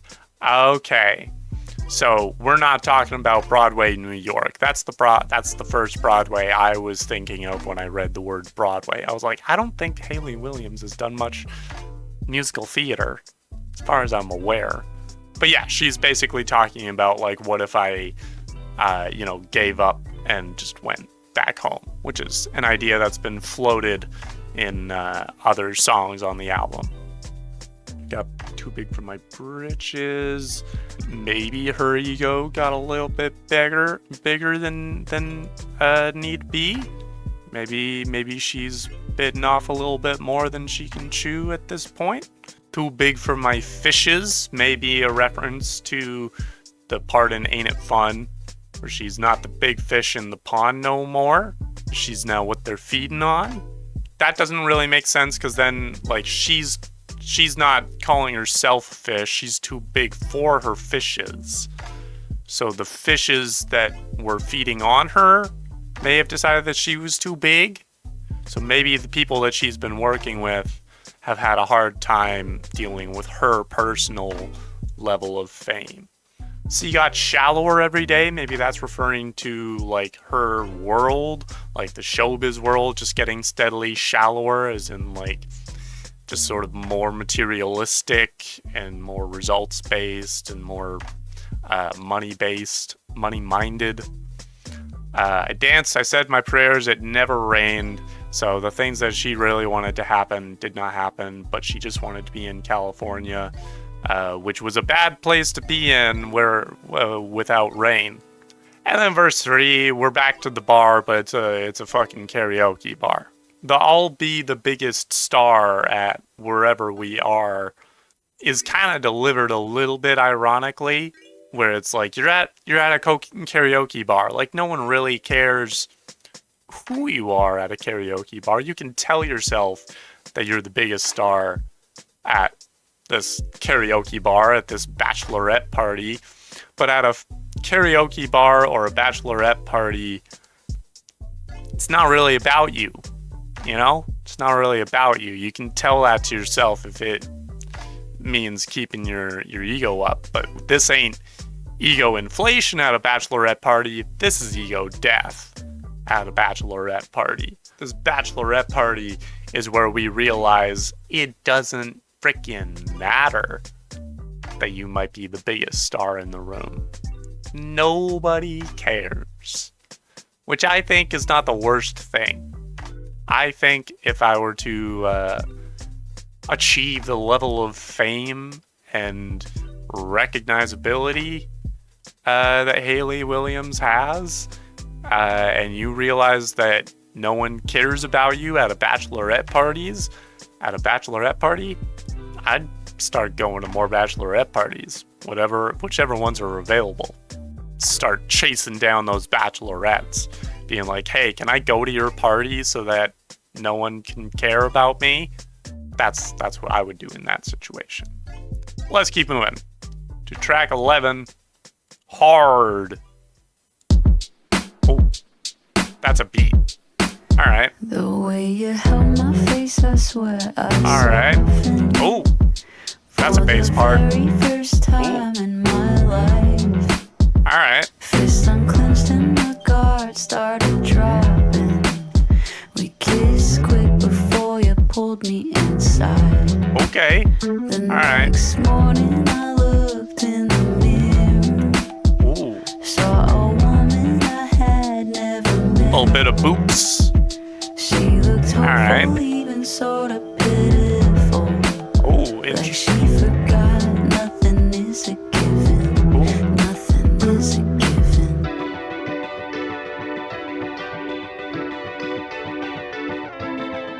Okay, a little bit of strummy guitars.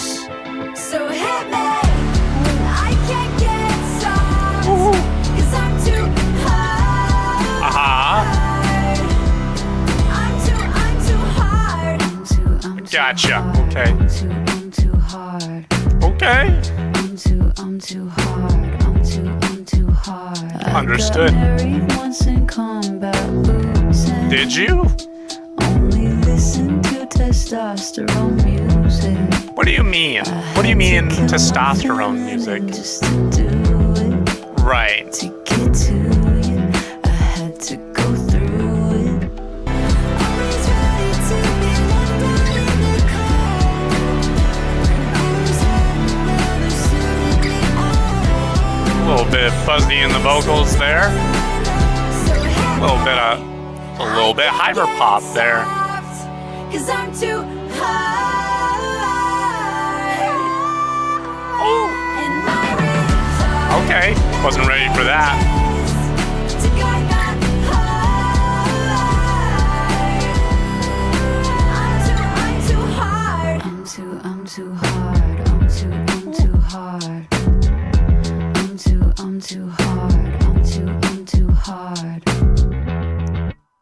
Nice. Well, that was fun. That was a nice little jam. That was a cute little bop about resisting emotional vulnerability. Verse 1. The way you held my face, I swear I softened for the very first time in my life. Fist unclenched and my guard started dropping. We kissed quick before you pulled me inside. The next morning, I looked in the mirror, saw a woman I had never met. She looked hopeful, even sort of pitiful, like she forgot nothing is a given. Nothing is a given. It's like we're viewing that softening as a bad thing. You know, like you let your guard down and you forgot what the world is really like. You know, forgot the fact that nothing is a given. Which is a little bit of a step back from a couple of the past tracks that we've been talking about. The chorus is, so hit me, I can't get soft, cause I'm too hard. And my ribs are metal cages to guard my heart. I'm too hard. And that's a thing that'll happen. You go through enough heartbreak and go through enough of those cycles that the idea that it's worth going through the cycle again just to see if the next person is the one becomes less and less of an easy sell. Becomes a hard sell, you might say. Then verse 2, I got married once in combat boots, which is honestly pretty cool. It's pretty baller. And only listened to testosterone music. I had to kill my feminine just to do it. To get to you, I had to go through it. Only listening to testosterone music. I'm guessing referring to like punk music, which is stereotyped as and perhaps statistically a predominantly male genre, but there's plenty of female-fronted punk artists or punk bands out there. You got Meet Me at the Altar, you got Paramore, you got Avril Lavigne. There's a whole selection of them out there, even more so now specifically because of Paramore. One of my personal favorites is Pool Kids. They're a great band. They take a lot of the same sound and fullness that Paramore has as a rock band and throws a little bit of math rock in there. Highly recommend them. They just released a new album, but this isn't about them. But yeah, I guess Hayley Williams, in being in that world, felt like she had to sort of give up the feminine side of her just to survive in that genre. Then the bridge, always ready for the piano to fall, always ready to be left out in the cold. Armor's heavy, never suited me at all, but it's the devil I know. So always ready for the piano to fall, always ready for whatever you hope to work out to not work out, always ready to be left out in the cold. Armor's heavy, never suited me at all. Maybe a little bit of a Pedals for Armor reference, but it's the devil. The line says it's the devil, comma, I know, but that's probably a reference to the saying it's the devil you know's better than the devil you don't. Something like that, where it's like the things that you don't see coming are the things that hurt the most, rather than the things you do see coming, which people use that saying as a way to justify becoming very cynical and jaded and pessimistic, of being like, I'm not being pessimistic, I'm just being realistic. I'm just being prepared for when things go bad. You know, assuming things will go bad as a survival mechanism. It's hard to be yourself when you're under all that thick armor. It's actually harder to be your own authentic damn self when you're covered up by all of these layers of protection. Let's keep going. Track 12, Discovery Channel. What's the Discovery Channel flavor that we're going for? Are we going Shark Week? Are we going Mythbusters? Are we going How It's Made? I got raised on Discovery Channel. I know about the Discovery Channel. Thank you very much. Animal Planet, a subsidiary. We got We got some steady strumming guitar on this Discovery Channel. What are we discovering? And a little bit of a weird... There was a weird organ part there. Okay. Teeth gnash when we kiss. Oh, that doesn't sound right. No wound to lick. 'Cause Right. the hurt is hidden. Don't you miss when I used to smile? Whoa. But on my lips you That's- start to cry. Okay, wow, this is depressing. Barbaric All right. bliss. The hurt is hidden. Right. Me, baby, ain't nothing but mammals, so let's do it like they do on the Discovery Channel. Ah, You and me, I see. baby, ain't nothing I get but it. mammals, so let's do it like they do I understand. on the Discovery Yep. Channel. now I'm saying this as someone that has not actually listened to a full album of her music, but this is giving me a little bit of a Phoebe Bridgers vibe. Which I know that I'm pretty sure that Hayley and Phoebe have worked together on something, or at least they've had conversations with each other. They had their own video call where they talk about how they're both inspirations for each other. Maybe it's just because it's, you know, an acoustic, steady, sad guitar with female vocals. Maybe those are the factors that make me think Phoebe Bridgers. But it do. That's what it make me feel, and it do make me feel that way. You and me, baby, ain't nothing but mammals, so let's do it like they do on the Discovery Channel. That weird, like, almost, I can't that, like, hear running you note. ripping me open. Not a whole lot of change in the bridge here. A little bit of a shimmery guitar. Ripping me open. You and me, baby, ain't nothing but mammals, so let's do it like they do on the Discovery Channel. You and me, baby, ain't nothing but mammals, so let's do it like they do on the Discovery Channel. Damn. That was a sad song. That wasn't even a sad bop like Hard was, or even Negative Self-Talk. That was just sad. Just sad and steady acoustic guitar. There's a few things going on here, which we can get into with verse 1. Barbaric bliss, teeth gnash when we kiss, which far be it from me to tell someone else how to kiss, but if your teeth are gnashing, I'm not entirely sure if that's conducive to a pleasant experience for both parties.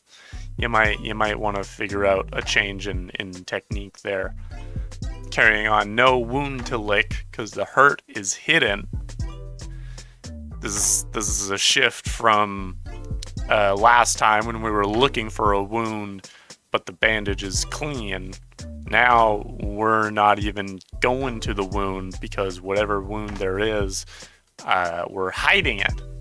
So there is a wound, but we're not even going to try to heal it because healing it means acknowledging it, and it seems like we don't want to do that right now. Don't you miss when I used to smile? Probably. They probably do. Blood on my lips. You start to cry. Barbaric bliss. The hurt is hidden. And then going into the chorus, you and me, baby, ain't nothing but mammals. So let's do it like they do on the Discovery Channel. So I feel like a part of what we're getting into here, the occurrence in a relationship where there's a lot of tension, there's a lot of hurt that has not been resolved, and so you perhaps engage in sexual activity to try and distract yourself from that, which will only do so much. You know, you try and be like, all right, we're still just two creatures. We have desires, we have needs. Let's put away the complicated stuff, or, you know, don't acknowledge it as best we can. and do it like they do on the Discovery Channel, like the animals do. Then verse 2, 20-something years ago we started playing a little game, and now we're all gonna sit down and we're gonna finish it. And guess what? Your turn. The herd is hidden, which is apparently a Jumanji reference. Like the original, like 90s Jumanji with Robin Williams. I've not seen the movie. But also 20-something years ago is about as long as Paramore has been a band. So maybe this is a little bit about that. So now Hayley's at this stage where she's like, we've been doing this for about 20-something years, and now we're all gonna sit down and see it to its end. And guess what? It's your turn. So you have a part in this as well. So we're both gonna freaking deal with our own hurt, because we're not the only people in this band, and we're gonna be in a band together until we don't need to be.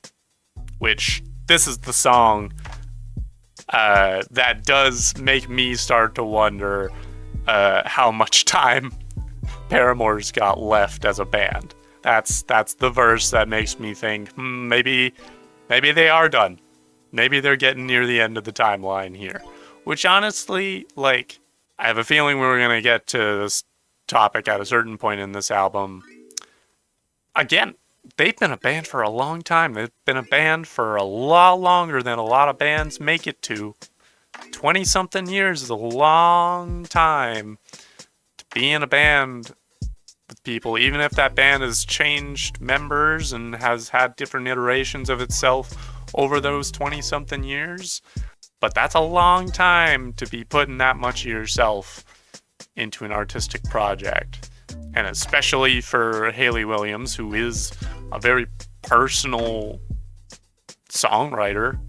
She puts a lot of herself into the lyrics that she's written for Paramore. That can drain you out after a certain amount of time. Certainly 20-something years will take a lot out of you. And I think if it takes 20-something years to now for her to decide, I think I'm done, I think that's fair. Moving to the bridge. I can't heal. You keep ripping me open. I can't feel. You keep ripping me open. You said we shouldn't even begin unless we know we're gonna make it. This is again a thing where it's hard to tell if she's talking about the band or the specific relationship, or maybe both. If this is talking about her relationship with Zach, that kind of ties into both. Where it's like, I can't heal because being with you for the band keeps ripping me open. And I can't feel because you're just around. And you keep ripping me open. But you also said we shouldn't even begin unless we know we're going to make it. And I wonder how she feels about that line, both in the context of that relationship and also the band. I would say the band has made it. I think that's safe to say that Paramore has done pretty well. But as far as the relationship, I don't know enough about it to, know whether we make it or not. Making it is a line or a goal that is to be decided within the context of that relationship. I think at a lot of time we devalue the relationships that end. Like just because a relationship ends doesn't make it in itself less valuable. It means that maybe your feelings on the other person change. They probably do mean that they change. But that doesn't necessarily change the experiences that you have. And if your relationship with the other person at the end of it is such that you can still appreciate those experiences, I think it's important for us to be able to take those chapters in our lives, almost like little snow globes, and be able to look at them and still value them for what they are, even though they're not applicable to where we currently are. You can go to You can go on vacation to a far off place and enjoy your time there and get that little snow globe. And that snow globe can be a representation, a reminder of all of the things that you did on vacation.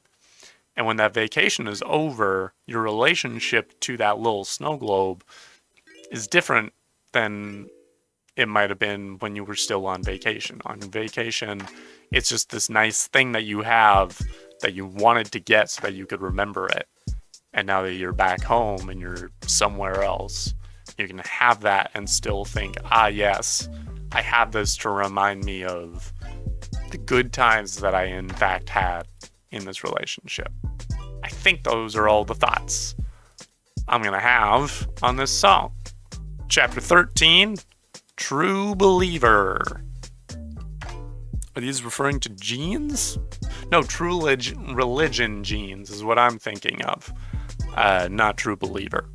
What are we talking about with believers? Ooh.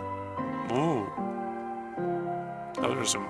Okay. It's a lot of different chords. That's a lot of different... Okay. Broadway, Nashville. Oh, jeez. Okay.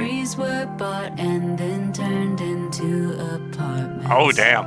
Okay. With all the hardcore shows, now just a grayscale dominoes. The churches overflow each Sunday, greedy Sunday morning. Damn. Gift shop in the lobby. Acts like God ain't watching. Right. Jeez. Kill the soul, turn a profit. Oh boy. What lives on Southern Gotham? I like all of those. The like quarter note harmonies going on there. Christmas cards with guns as big as all the children. Jeez. Say that Jesus is the way, but then they gave him a white face. Oh, we're saying some things. Pray to someone they deem lesser than Haley's coming out and saying some things. not rise again Hell yeah. till it's paid for every sin. Damn. Strange fruit, hard bargain. Till the roots, Southern Gotham. I'm the one who still loves your ghost. I reanimate your bones, 'cause I'm a true believer.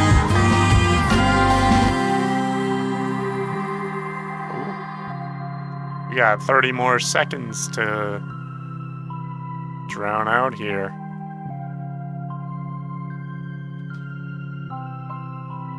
Ooh, nice little bit of piano.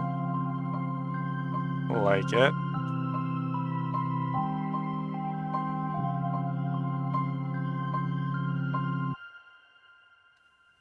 Oh, hey!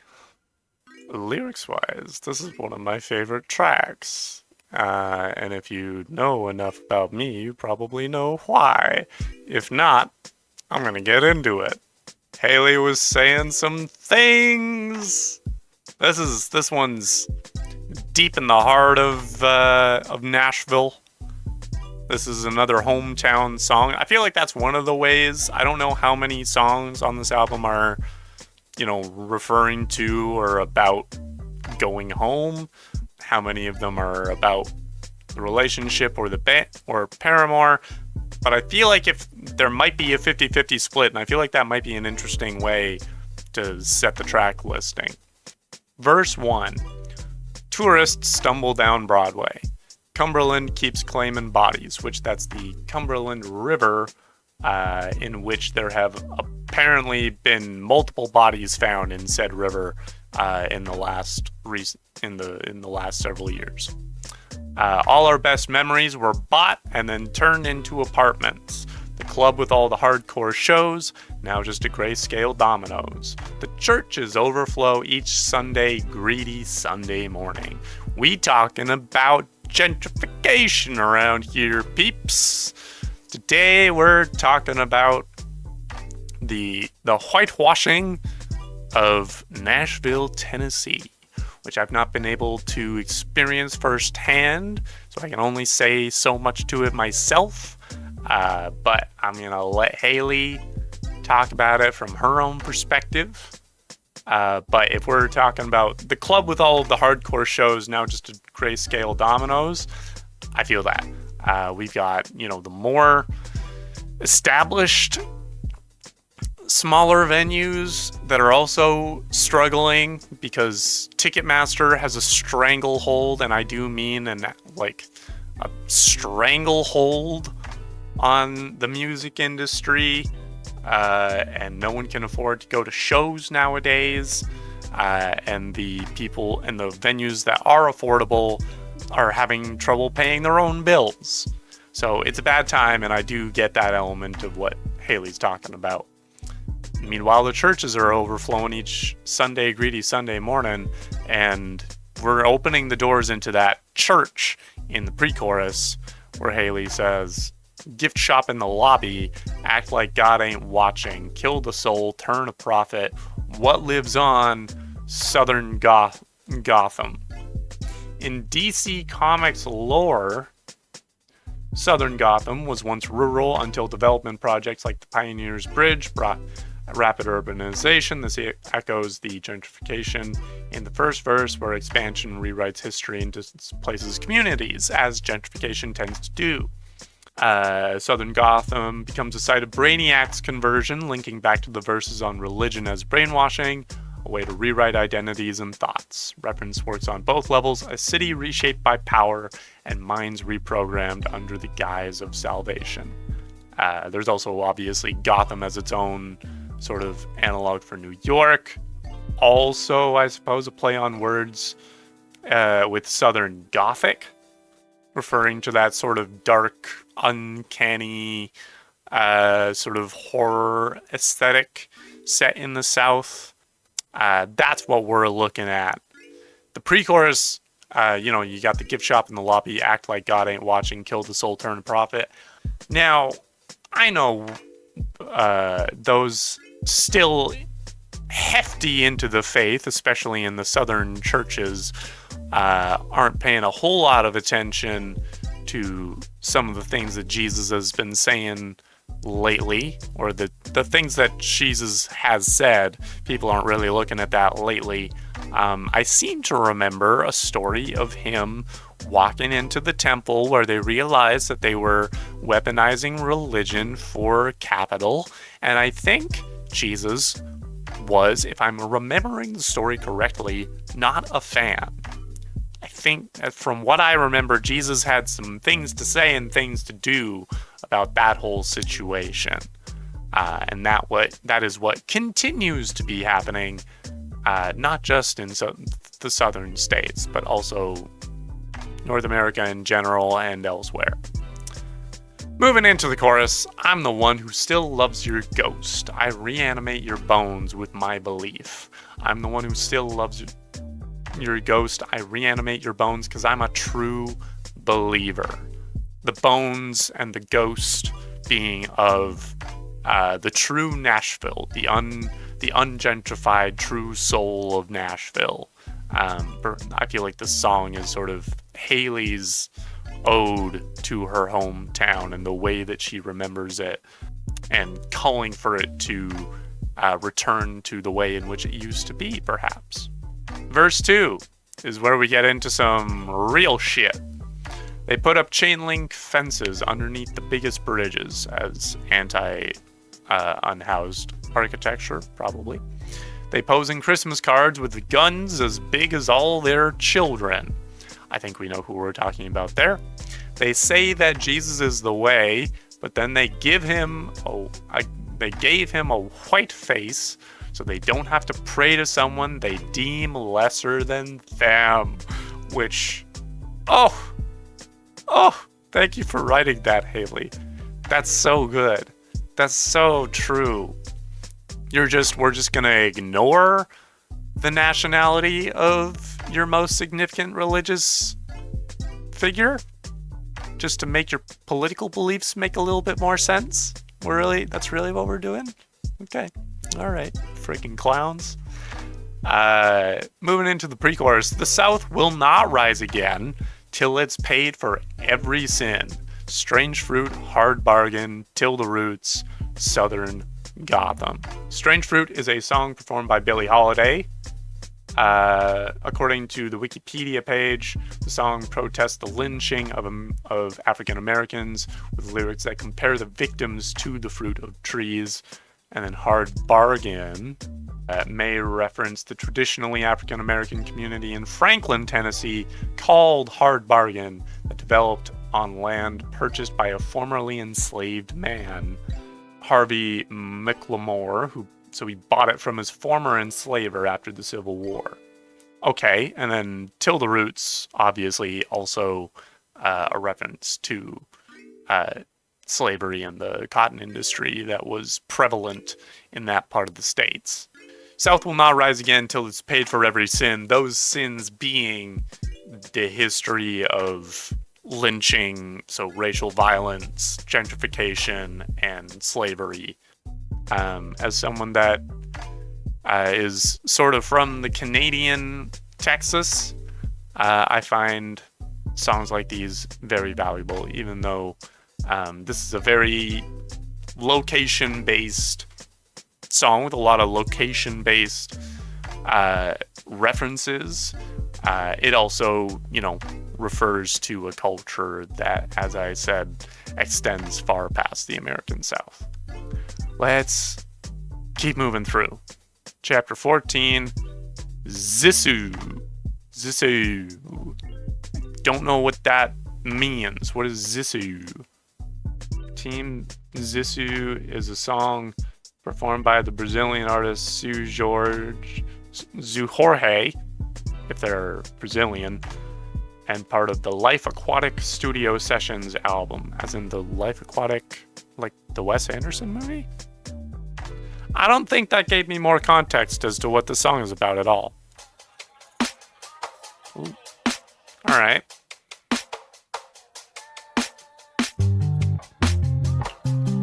More bass riff. It's a cool old drum beat. I keep telling you the water's fine. Nice. You show up in a scuba suit. Sure.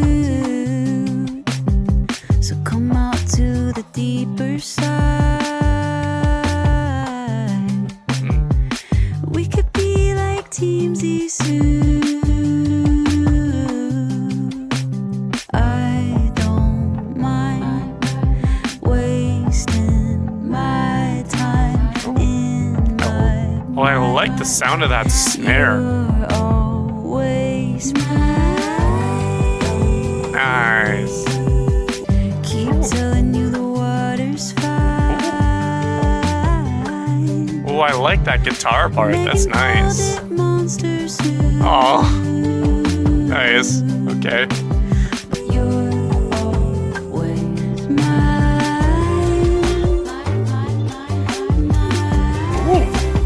Ooh, this is there's a lot going on here. Oh,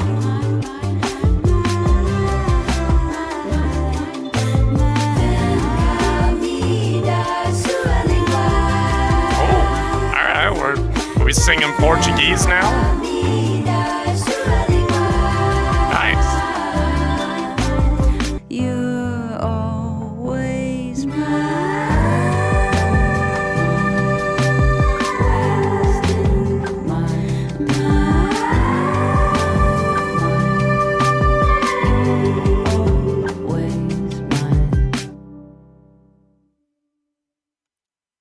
Okay. All right. Well, that was nice. Okay, so the full name of the movie Life Aquatic is The Life Aquatic with Steve Zissou, which apparently is a favorite movie amongst the members of Paramore. I'm usually a big Wes Anderson fan. There was just something about Life Aquatic that I didn't vibe with.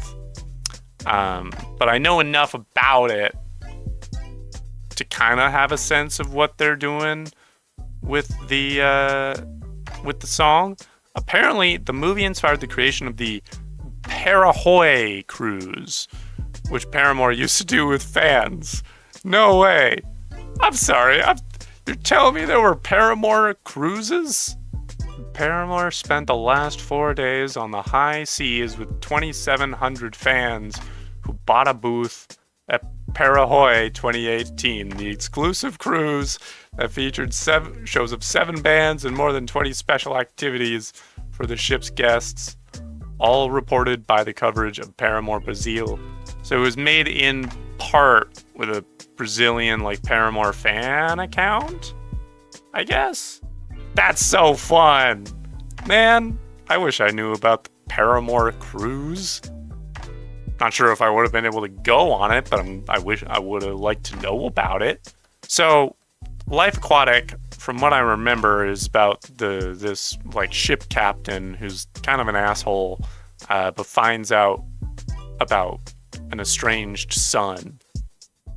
And he and his son sort of bond over the course of this expedition. I feel a little bit of that coming from the chorus, but we're gonna get into that after getting into verse 1. I keep telling you, the water's fine. You show up in a scuba suit. So come out to the deeper side. We could be like Team Zissou. So there is this invitation to come on out. Take a little bit of a risk, be a little bit more vulnerable. The other person is showing up in a scuba suit, which seems to be a little bit of overkill. You're not necessarily immediately in the water. Or if you're gonna be in a scuba suit and you're gonna overcompensate, then let's get deep. Let's get a little vulnerable. We could be like Team Zissou. The chorus being, I don't mind wasting my time. In my mind, you're always mine. Perhaps paralleling with the sort of father and son bonding arc. Oh, right. In the bridge, there's a part that's in Portuguese. Vem me da sua língua is my awful pronunciation of that. But apparently it translates as, come here, give me your tongue. Which I suppose roughly translates to, come and talk to me, open up to me. Let's have a conversation. I want to listen to you. Which is nice. Just this invitation to bond. To have a nice little bonding experience, to hang out a bit, perhaps around water, and also is this cute little homage to the band's favorite movie, which is cute. I got my own feelings on the movie, but, if you're gonna write a song about your favorite Wes Anderson movie, who am I to stop you? Chapter 15, Dream Girl in Shibuya, which I believe is in Japan.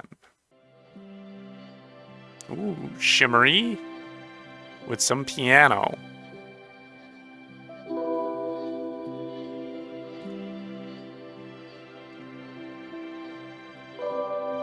Ooh, very pretty.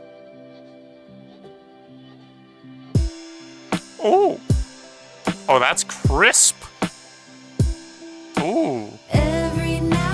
Okay. We got some strumming guitar.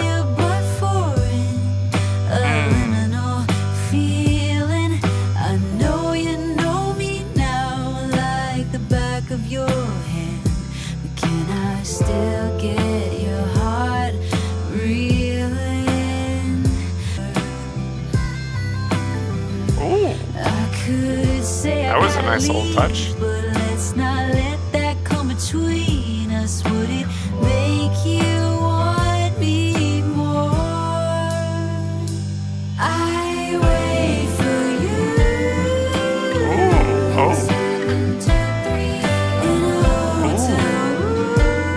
there's some.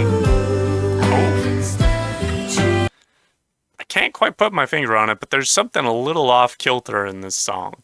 I don't know if that's on purpose. But there's something about like there's one guitar, maybe it's a keys part that's like very start and stop, and that kind of clashes with the very splashy instrumentals of everything else. Feels weird. I'm not sure if I like it, but I don't know if I'm supposed to. I love that. A little Came back more kawaii. We could pretend it's our first time. right. I wait for you in 7 to 3 in a hotel. There's something about that bend up that, yeah. There's a certain points of that like slope up in You and Room and True, where certain notes in that swoop do not fit with the rest of the song, which is naturally going to happen if you're doing that swoop up. But for some reason, it's hit in my ears worse than I was expecting. It's not that I don't like the song, it's just that part is unfortunately hitting me a little bit wrong.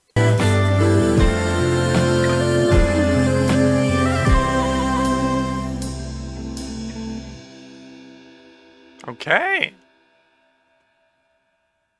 That was nice. That was a vibe.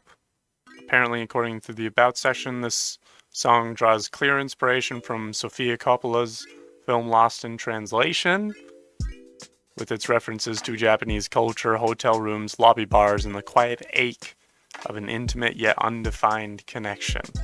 Okay. I just thought it was about, hooking up in Tokyo. I thought maybe Paramore was on tour in Japan. Hayley Williams had this exchange with someone of just being like, hey, you want to come up to my room? I'll be waiting in this room number. So we'll get into that in a moment here. Verse 1. Every now and then, in a far-off land, familiar but foreign, a liminal feeling.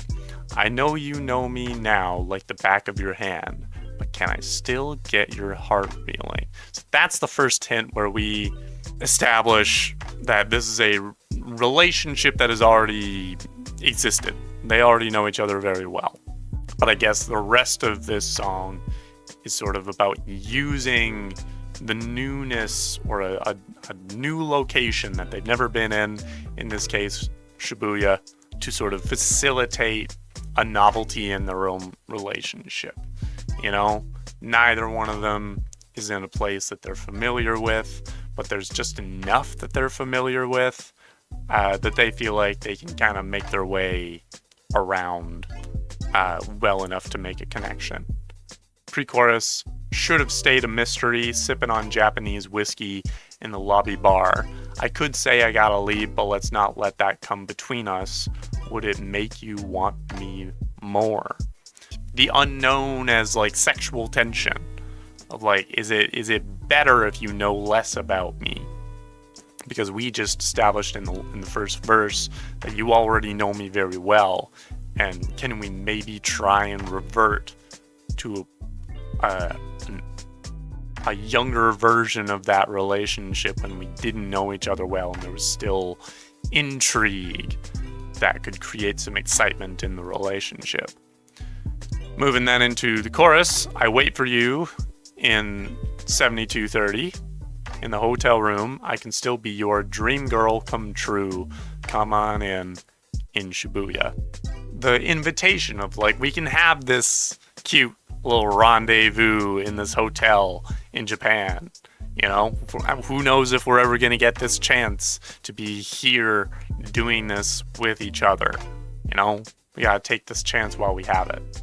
I'm going to keep going to the next pre-chorus, which is hate that you've already seen every bad side of me under fluorescent lights. But I went to Takashita Street, came back more kawaii, or cute if you weren't aware. We could pretend it's our first time. So then there's a little bit of role play going on here. We can pretend that there are certain things about each other that we don't know. We can pretend that we haven't seen each other at our worst. We can put that aside and act as though we're just meeting like strangers, and that creates its own excitement. Bridge, get to the 7th floor, get underneath me. I'm always waiting for a knock on my door, baby. Now hold me closer, watching an anime. Can always come here, could always just stay. Just a little moment of what if we could just capture this moment of comfort and, sexiness and intimacy. What if we could just be here forever? So yeah, just this whole song painting this picture of this cute little rendezvous in Japan. I think it's interesting to kind of frame and capture those moments and those feelings within those moments. That's something that songwriting specifically can be very good at. Let's keep going. Track 16, Blood Bros. Does this have anything to do with the brotherly hate, the blood pact between brothers? Might be parallels there. Ooh. We're in 3/4 or 6/8 if you really want to say it. We got the acoustic guitar and a little bit of piano. Ooh. Whatever you say, by now you should know I love you the same. Filled up to the ground. Pour a little out each Nice little bit of percussion there. till it's not quite empty, and we swim just above the drain, till we're just two fishes and on dry land. Hook line Oh, that piano is pretty. covered in sand. Whatever I did, Ooh, weird. I said, Okay. you come back to get me. Are we building to something? The chance again. If anything helps you, or if anything hurts, I will love you forever. If that won't make it worse. Oh! Killed me with that last line. Jeez. Okay, there's a lot packed into these 2 minutes and 48 seconds. Oh boy. Okay. This seems to be dedicated to probably whatever relationship we've been talking about thus far. So there's a lot of history we're talking about in here. Verse 1. Whatever you do, whatever you say, by now you should know, I'll love you the same. Filled up to the brim, pour a little out each day, till it's not quite empty, and we swim just above the drain. Till we're just two fishes flipping on dry land, hook, line, and sinker, covered in sand. Whatever I did, whatever I said, would you come back to get me if you had the chance again? Would you rush to the bottom of my black tar heart? Would you want me to stop you if that'd take all I've got? We've got these two people that have been through a lot together. I think it's reasonable, maybe not confirmed that this is Hayley and Zach. It's Hayley and someone else that have a lot of history together, that have been through a lot of the same shit, or have been around each other through their respective shit. and they're both these two tired fishes flipping on dry land. And there's this attitude of, we'll stick around for you. I will love you the same no matter what we've been through and no matter what happens. And would you do the same for me? Would you deal with everything, all of the hurt that I have caused you to help me out? Then the chorus being, now we're just blood brothers, covered in paper cuts, with a bond like no other. Was it ever enough? Yeah, just two people with their own hurts, some of which is from each other. And this question of, does a relationship like that actually help any? You know, does it make it hurt any less? To which I would say, and you know, this is just one man's take, whether it hurts or not, I think those relationships are to be counted as rare. You don't find a lot of those over the course of life. And the ones that you do have, whether those relationships end or not, I think it behooves us to value them for what they are or for what they have been. Which then leads us into final verse, verse 2. Whenever you want, whenever you need, I could move in closer, or I can leave. If anything helps you, or if anything hurts, I will love you forever, if that won't make it worse. Which is freaking heartbreaking. That I will love you forever if that won't make it worse. This thing of like, I have not stopped feeling strongly about you and for you, but if the best thing for you, if the thing that you need is for me to step away, to put some distance between us, then that's what I'll do. It's this dedication to the other person, and expressing your love, even if that means saying goodbye. That's such a sad, like, sort of two sides of the coin to write about. I think it's a deeply relatable thing, even though it feels like a very specific relationship. There's a lot of detail that Hayley has been putting into the songs about these relationships.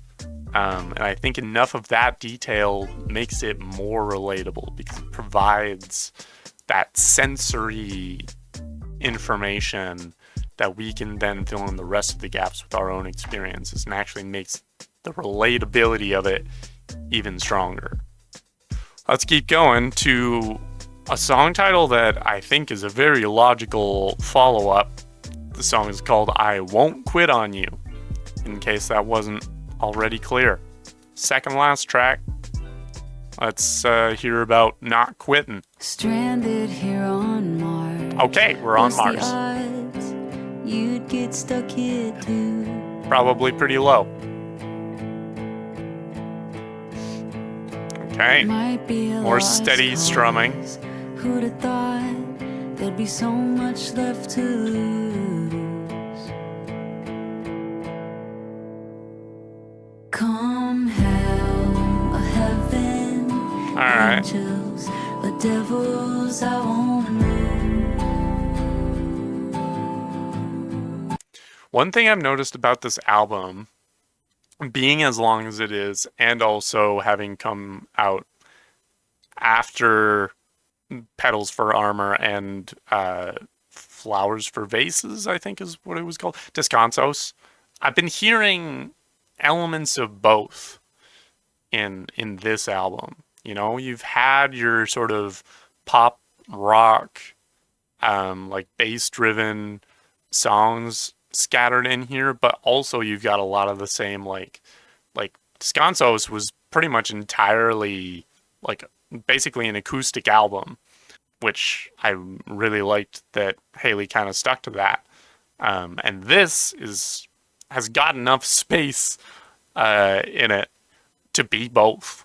It's kind of both, which sort of in the context of her solo discography is really nice to have. Lonely astronaut, it's gonna cost, but you just can't beat that view. Ooh, I do like that bass line. Wasted like a god, power off, wake up somewhere new. Now I'm an alien to you, and I don't care what happens. Interesting to have that little piano note on all of the on the like main snare hits.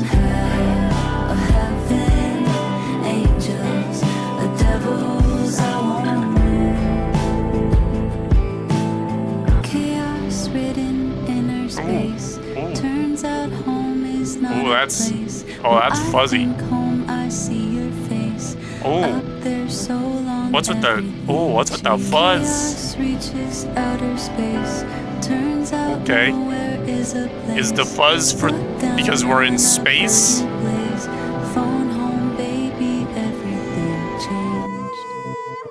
Whoa. Okay. All right, that was interesting. Hayley's floating around on both sides.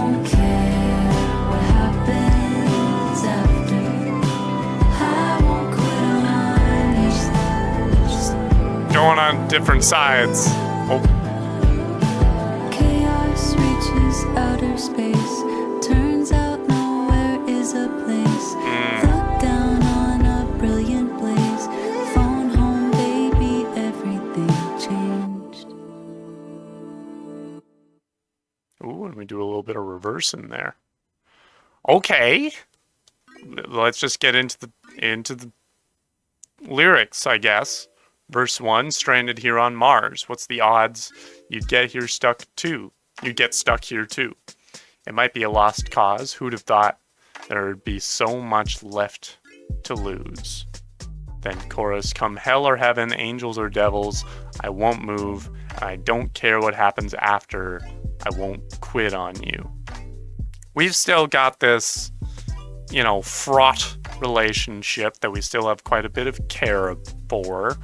We're both in weird places. We both feel a little bit stranded in a strange place.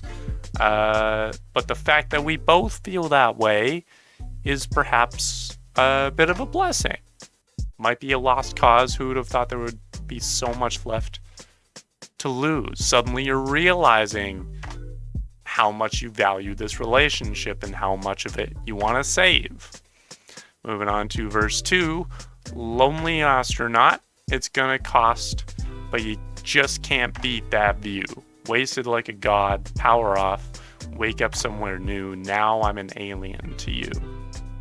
Right, so it's gonna cost, but you just can't beat that view. That thing of like, you wanna spend time with this person no matter what the cost of it might be.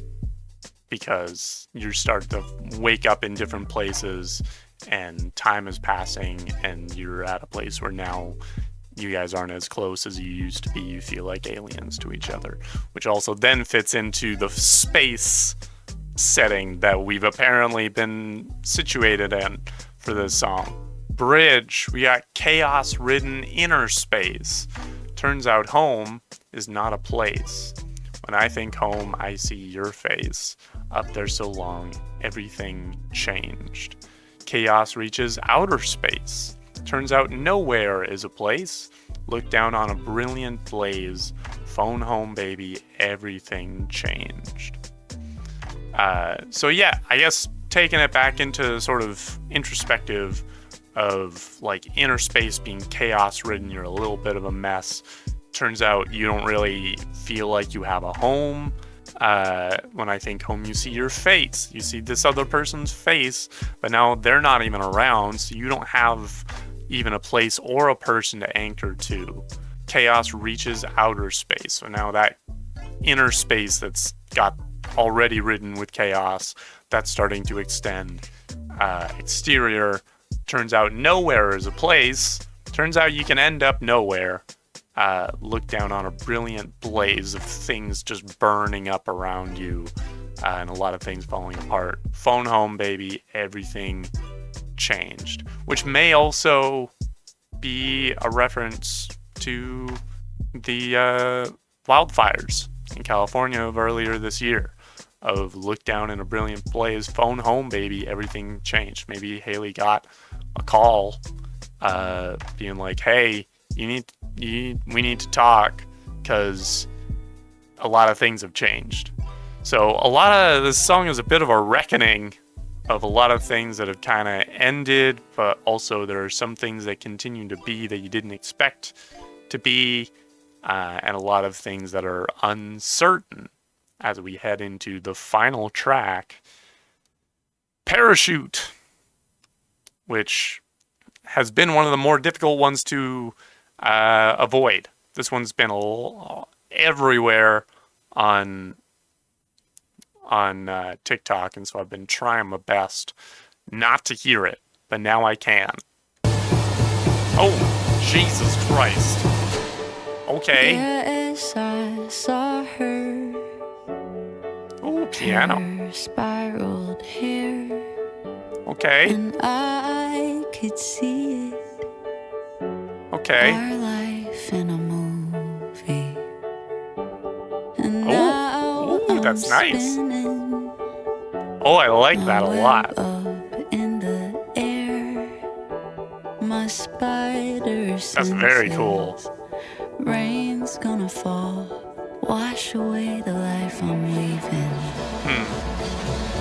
I thought you were gonna catch me. Whoa! I never stopped falling for you. Ooh, oh, a little bit of Now I know like better 80s than ballad. You told me you waited for me. You said that you wanted I love. me Ooh, on a plane from Rio. I love that bass synth. That's so You were cool. at my wedding. I was broken, you were drunk. You could have told me not to do it. I would have run. Tell me what was the moment you decided to give up. You could have told me what you wanted. I would have done anything. Ooh, a little bit of breaking in the voice there. Damn, she's letting loose. You were gonna catch me.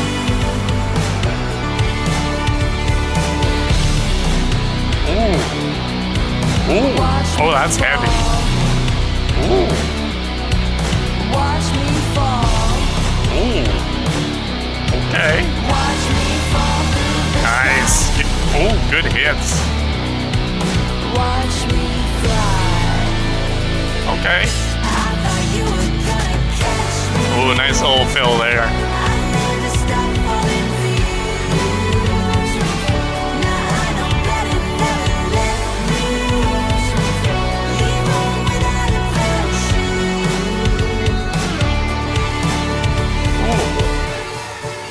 How are we ending this? Ooh, ooh, okay. It's a slightly concerning way to end the album, but you know what? Also kind of makes sense. This was very, very cathartic. The song summarizes the feeling of frustration at surrendering and of facing a lack of complete security. In this case, indicated by the metaphor of a parachute. The character indicates many times in the song that she would run away and surrender, but she didn't receive enough signs or comfort to do so, leading to a state of despair. We've got that release of frustration at this whole dang relationship that didn't really work out. And now we just get to yell out, I thought this was gonna work out. I never stopped wanting it to work out. I never stopped being in love with you. And now there is this not quite hardening, but extra lines in the chorus being, now I know better, never let me leave home without a parachute. Does kind of indicate this thing of like, I'm never gonna take another risk like that, which is its own kind of hardening, or not necessarily hardening, but like retreating, which is kind of sad. So, verse 1. Yes, I saw her spiraled hair, and I could see it, our life in a movie. And now I'm spinning, my web up in the air, my spider senses, rain's gonna fall, wash away the life I'm weaving. So I'm guessing the her that she's referring to, that she saw, was this hypothetical child that they were gonna have together. And now she's sort of spiraling into that imagined situation. Rain or tears wash away this life that she's been constructing in her mind, which then leads into the chorus. I thought you were gonna catch me. I never stopped falling for you. Now I know better. Never let me leave home without a parachute. Verse 2. You told me you waited for me. You said that you won. Asked me on a plane from Rio, do I ever think of us? And you were at my wedding. I was broken. You were drunk. You could have told me not to do it. I would have run. Tell me what was the moment you decided to give up. You could have told me what you wanted. I would have done. Anything. I would have done anything. So a little bit of a confrontation. This whole song feels like a bit of a confrontation of like, if you really wanted me as much as you told me you did, why hasn't this worked out? Why are you the one kind of falling away from things? If you really like loved me as much as you have told me that you do, why have things ended this way? And that's pretty much it, save for the bridge, which is just watch me fall through the sky. And then the final line being watch me fly. So a little bit of a like, all right, now that we're done, I'm going to go and sort of rise from the ashes here, and we'll see how things go. But it's unfortunate that things ended that way, in a variety of ways. But that is ego death at a bachelorette party. I understand why she chose that name for this whole album. Does seem like there's a lot of ego death happening in this album. This album being a bachelorette party of her just sort of like being in the context of other people's experiences and having that be her own reckoning of who she is and what she's been through. Now, I said I would give my best personal track list of this album, and I think I don't know if I can do that, but I'm gonna see what I can do. I think Parachute works quite well as a finale. Would I put any tracks like earlier or later than they are? I think I might swap Dream Girl and Shibuya with Love Me Different. I think it would be an interesting move to put Dream Girl and Shibuya directly after Disappearing Man, to just have that quick snap from like the first, like the end of the relationship into this like dream scenario rendezvous kind of moment, and then have Love Me Different be this later on retrospective of, oh, this is actually something that I can look forward to now that things are finished and or at least nearing their end.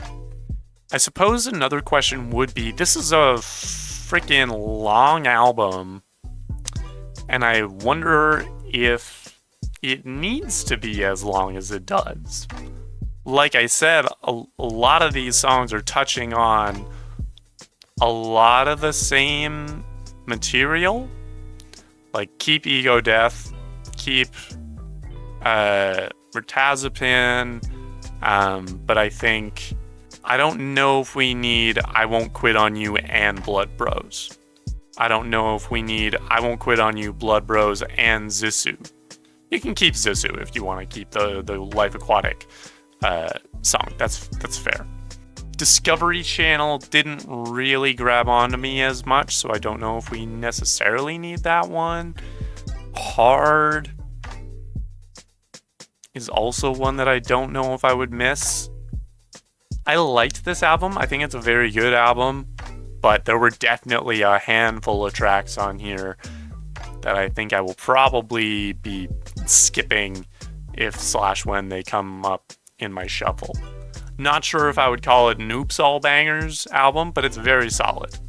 For an 18-track album, this is some really, really strong work. I'll leave it at that.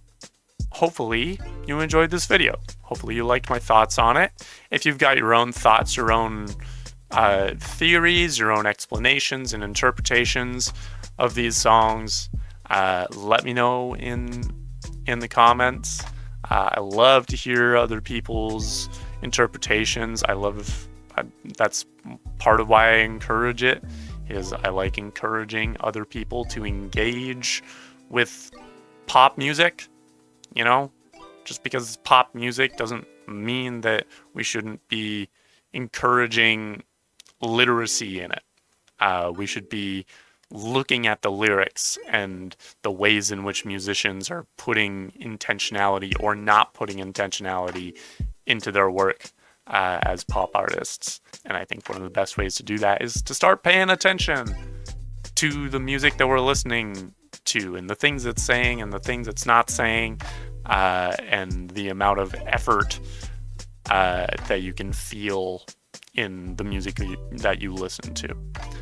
If there are any other albums that you would like to see me react to and hear my thoughts on, let me know. There are a couple of albums coming out soon that are going to take precedent, but I will have a running queue for when I'm looking for stuff to listen to during the times when there's nothing particularly prescient on the docket. Other than that, if you haven't subscribed, now's a good time to do that. I do a lot of this, but I also do mostly gaming. If you enjoy my vibe, my sense of humor, my way of talking about things, maybe you'd enjoy that in a gaming context. And subscribe if you're interested in that. I do a lot of other stuff as well on this channel. Stay tuned. If you want to support the channel in a monetary fashion, if you feel that the amount of time that I put into making particularly these videos take a lot of time to make, if you feel like I ought to make some kind of money from that, then you can support me on Fourth Wall on my site down in the description. You can become a member, which has its own perks. There's a few different tiers for you to choose from. You can buy merch. You can just make a donation if you want to do that. Anything and everything is hugely, hugely appreciated and acknowledged when it happens. So, yeah. Other than that, thank you so much for watching, and I'll see you later.